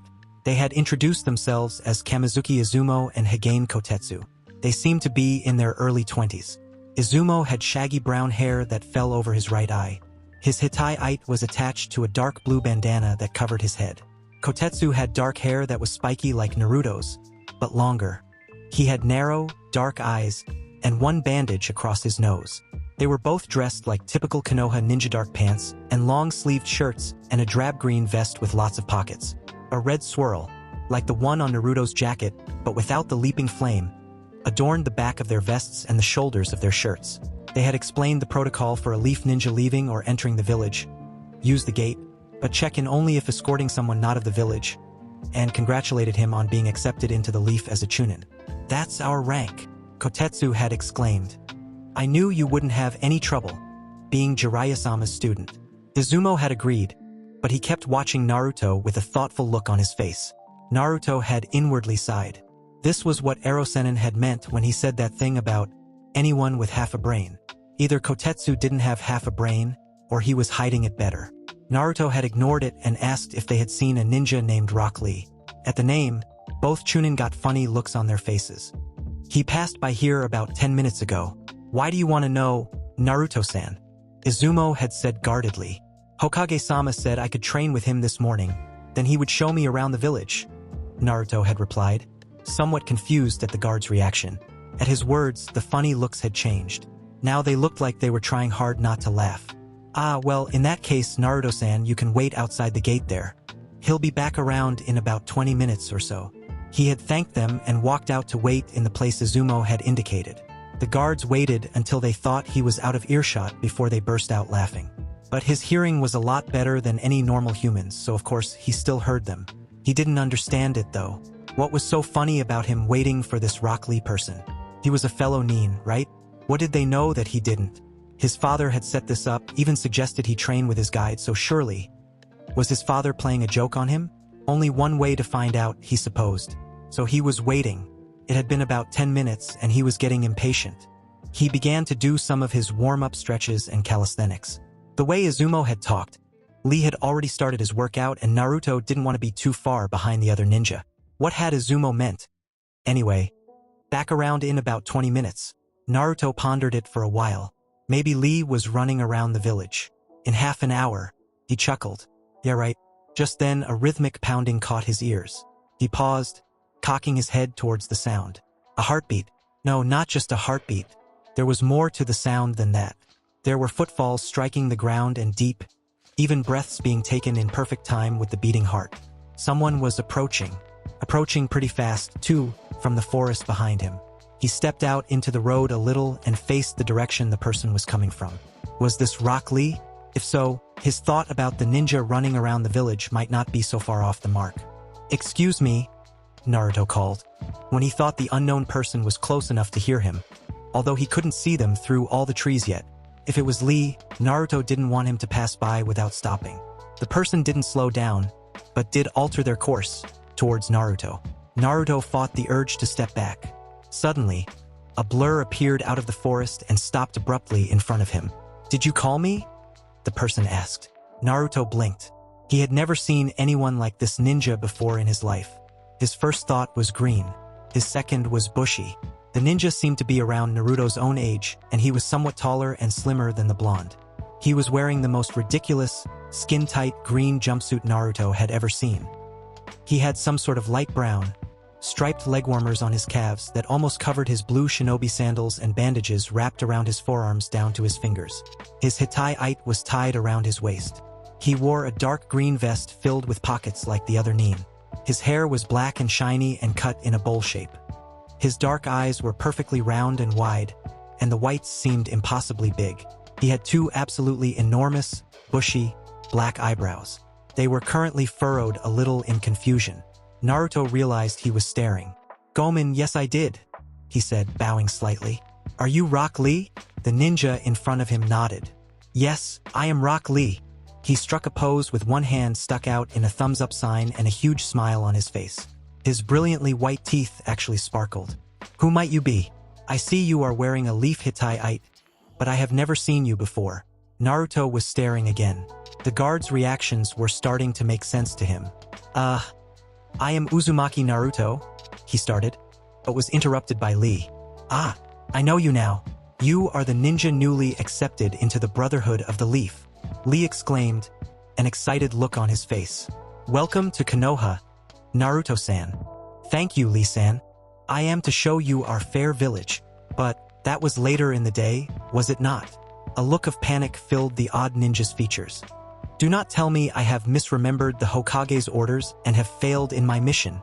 No, no, Naruto interrupted. He didn't want Lee to think he had made a mistake. I'm early. Hokage-sama told me where you'd be. I was hoping to join you for your training this morning. If that's okay with you, of course. Lee's face broke out in a brilliant smile again. Yash! He exclaimed. I would be delighted if you would join me. His smile changed into a smirk.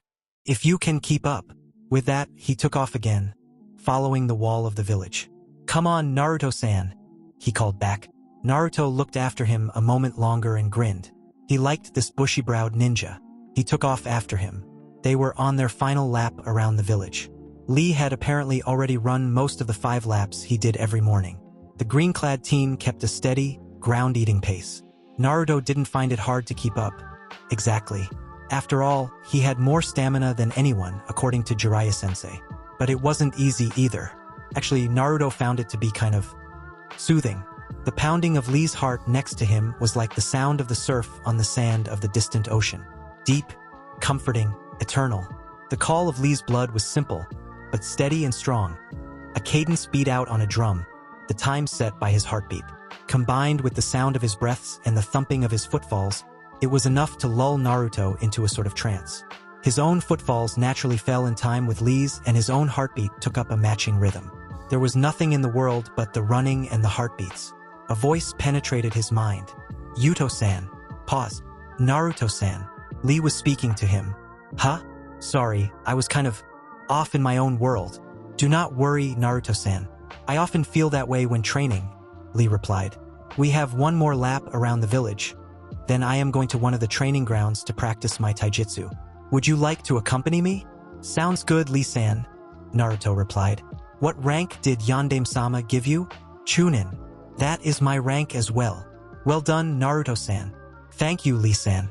They ran in silence for a few moments. Then Lee spoke again. You look very much like Yandame-sama, he said. Naruto was prepared for this. He had already decided what he would say when people brought up that fact. Yes, I do, he replied. It would be stupid to deny it. I noticed that when I arrived yesterday. Silence. Lee nodded once, briefly, and said nothing more. They arrived at the training ground Lee said he liked to use. It was a simple clearing in the trees of the forest set with numerous wooden dummies. One end was clear for sparring, Naruto guessed.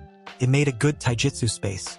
They started with simple exercises using the dummies, each surreptitiously watching the other, then moved on to more complicated forms. Finally, Lee called a halt. Naruto-san, I am warmed up now. If you are feeling adequately prepared, would you do me the honor of sparring with me?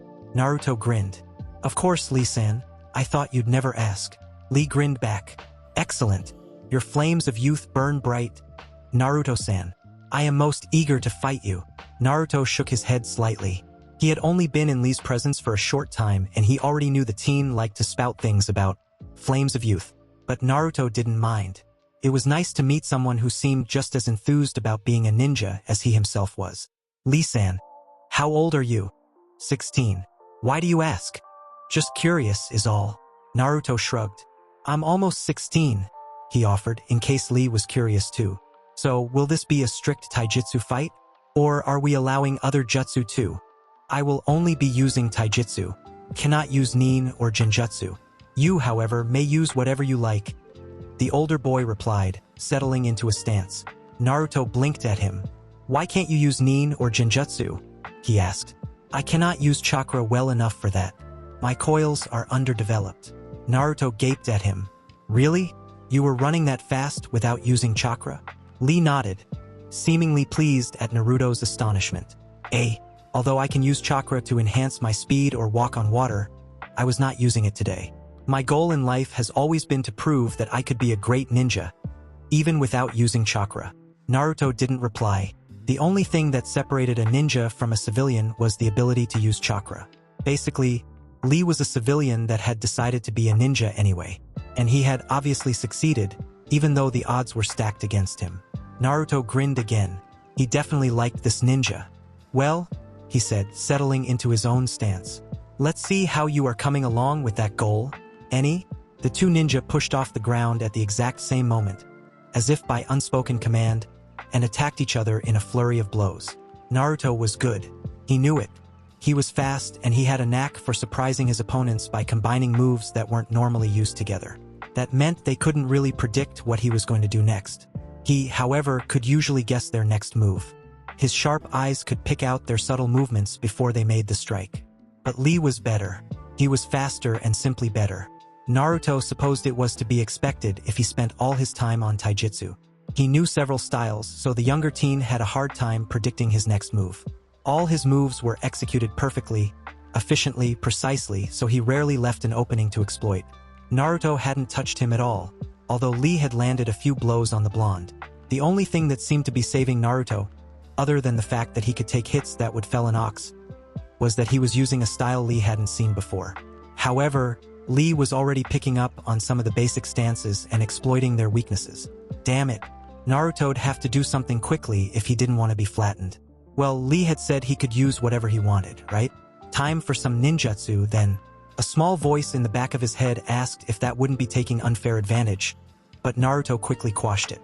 It was insulting to Lee to even think that. Besides, it's not as if enemies in the field would think twice about using ninjutsu against him. Naruto would help him prepare for that in any way he could. The blonde blocked a kick and used Lee's leg to push off from the ground, springing backwards away from the now slightly off-balanced ninja. He brought his hands up in a simple seal. "Kage Bunshin no Jutsu!" he cried, and 3 clones popped into existence. He thought 3 might be enough to at least land some hits on his opponent. The instant their feet touched down, he and his clones raced forward again. They circled Lee and began the attack. Naruto growled in frustration. Another set of clones, gone. That damn Konoha whirlwind move of Lee's was desperately hard to beat. Attacking from the sides was out of the question. He tried coming in from the top to no avail. Really, the only direction he hadn't tried was arc. He was so stupid. Berating himself, he made another set of clones. Lee blocked the clone's attack from the sides simultaneously, while keeping an eye on the one in front of him. He thought the one behind him was Naruto, but he wasn't sure. Could also be another clone while Naruto was hiding somewhere, plotting something. Lee had learned fairly quickly that Naruto was a very crafty opponent. Not strategic like Shikamaru, who plotted out his moves and his opponent's likely moves for the whole battle, but tricky, always doing the unexpected. It impressed the older ninja. Lee blocked more hits thrown by the clones. Take his taijutsu style for instance. Lee had never seen it before. It was an interesting style and suited Naruto perfectly. It was all about power and combo moves. Naruto was strong and not terribly subtle. He liked to wade right in and start fighting, attacking his opponent head-on. Lee was the same way, so he could respect that. But the myriad ways the blonde had to combine his moves with this style was its real strength. With a crafty mind like Naruto's, he kept Lee guessing at what he was going to do next. Or what his clones would do next. That also impressed Lee. Just because he couldn't use chakra didn't mean he didn't know anything about it. He had to be a ninja since all his fellow nin, friend and foe alike, could use it. He knew the Kage Bunshin was a forbidden jutsu, mostly because it used so much chakra. Most ninja would run the risk of depleting their chakra to dangerously low levels if they used it, but Naruto was using it over and over without any sign of fatigue. He must have incredible chakra reserves. Lee knew of only 2 ninja in Konoha that used it at all, Yandame-sama and Kakashi-sensei. All 4 Narutos were attacking him now at once. It looked like he would have to use the whirlwind again. He started the attack. He just had time to register the fact that all 4 Narutos disappeared in a cloud of smoke. It was a clone. Where is the real one then? When the ground beneath his feet trembled slightly, his eyes widened. Below, but he was still twirling. He couldn't get out of the whirlwind stance in time to block. He tried, but he didn't quite make it. The earth erupted and Naruto sprang out, one hand raised in a fist. He squarely planted it on Lee's jaw, sending the older teen up in the air. Naruto landed lightly on his feet, to the side of the hole he had made, while Lee flipped in midair and landed somewhat farther away. Both teens were panting a little. Naruto was grinning and Lee was rubbing his jaw. "You pack quite a punch, Naruto-san." "I have to. When I can only get one hit in, it has to be good." Lee laughed. "Yash, you are quite the opponent. I think you were holding back a little, though." "Thank you. You are also quite the opponent. And you were also holding back. But we have to save some tricks for the next fight." "Any?" The teens smiled at each other. That was a most excellent display of youth. A new voice broke in, deeper than Lee's. but just as enthusiastic. Both teens turned at the sound. A man stood at the edge of the clearing, smiling at them. "Guy-sensei," Lee cried. "How long have you been there?" "About 15 minutes," Naruto replied. He'd sensed the man crouched in the tree, but was concentrating on his fight, so hadn't said anything. Lee looked at him. "How did you know he was there?" he asked. Naruto shrugged. "I have keen senses," was all he said. He studied the man now that he was in plain sight. He had thought there couldn't be another like Lee in the world, but he was wrong. Guy was dressed pretty much exactly like Lee, or maybe it was the other way around except for the bandages. They even had the same haircut and the same crazy eyebrows. Guy's face was different. He had dark eyes too, but they weren't the same odd shape, and his nose was more prominent than Lee's. But really, they could be father and son. Naruto narrowed his eyes a little and looked from one to the other. His reverie was broken by Guy's booming voice. "Lee-kun, introduce me to your sparring partner," he called. "Hi, Guy-sensei."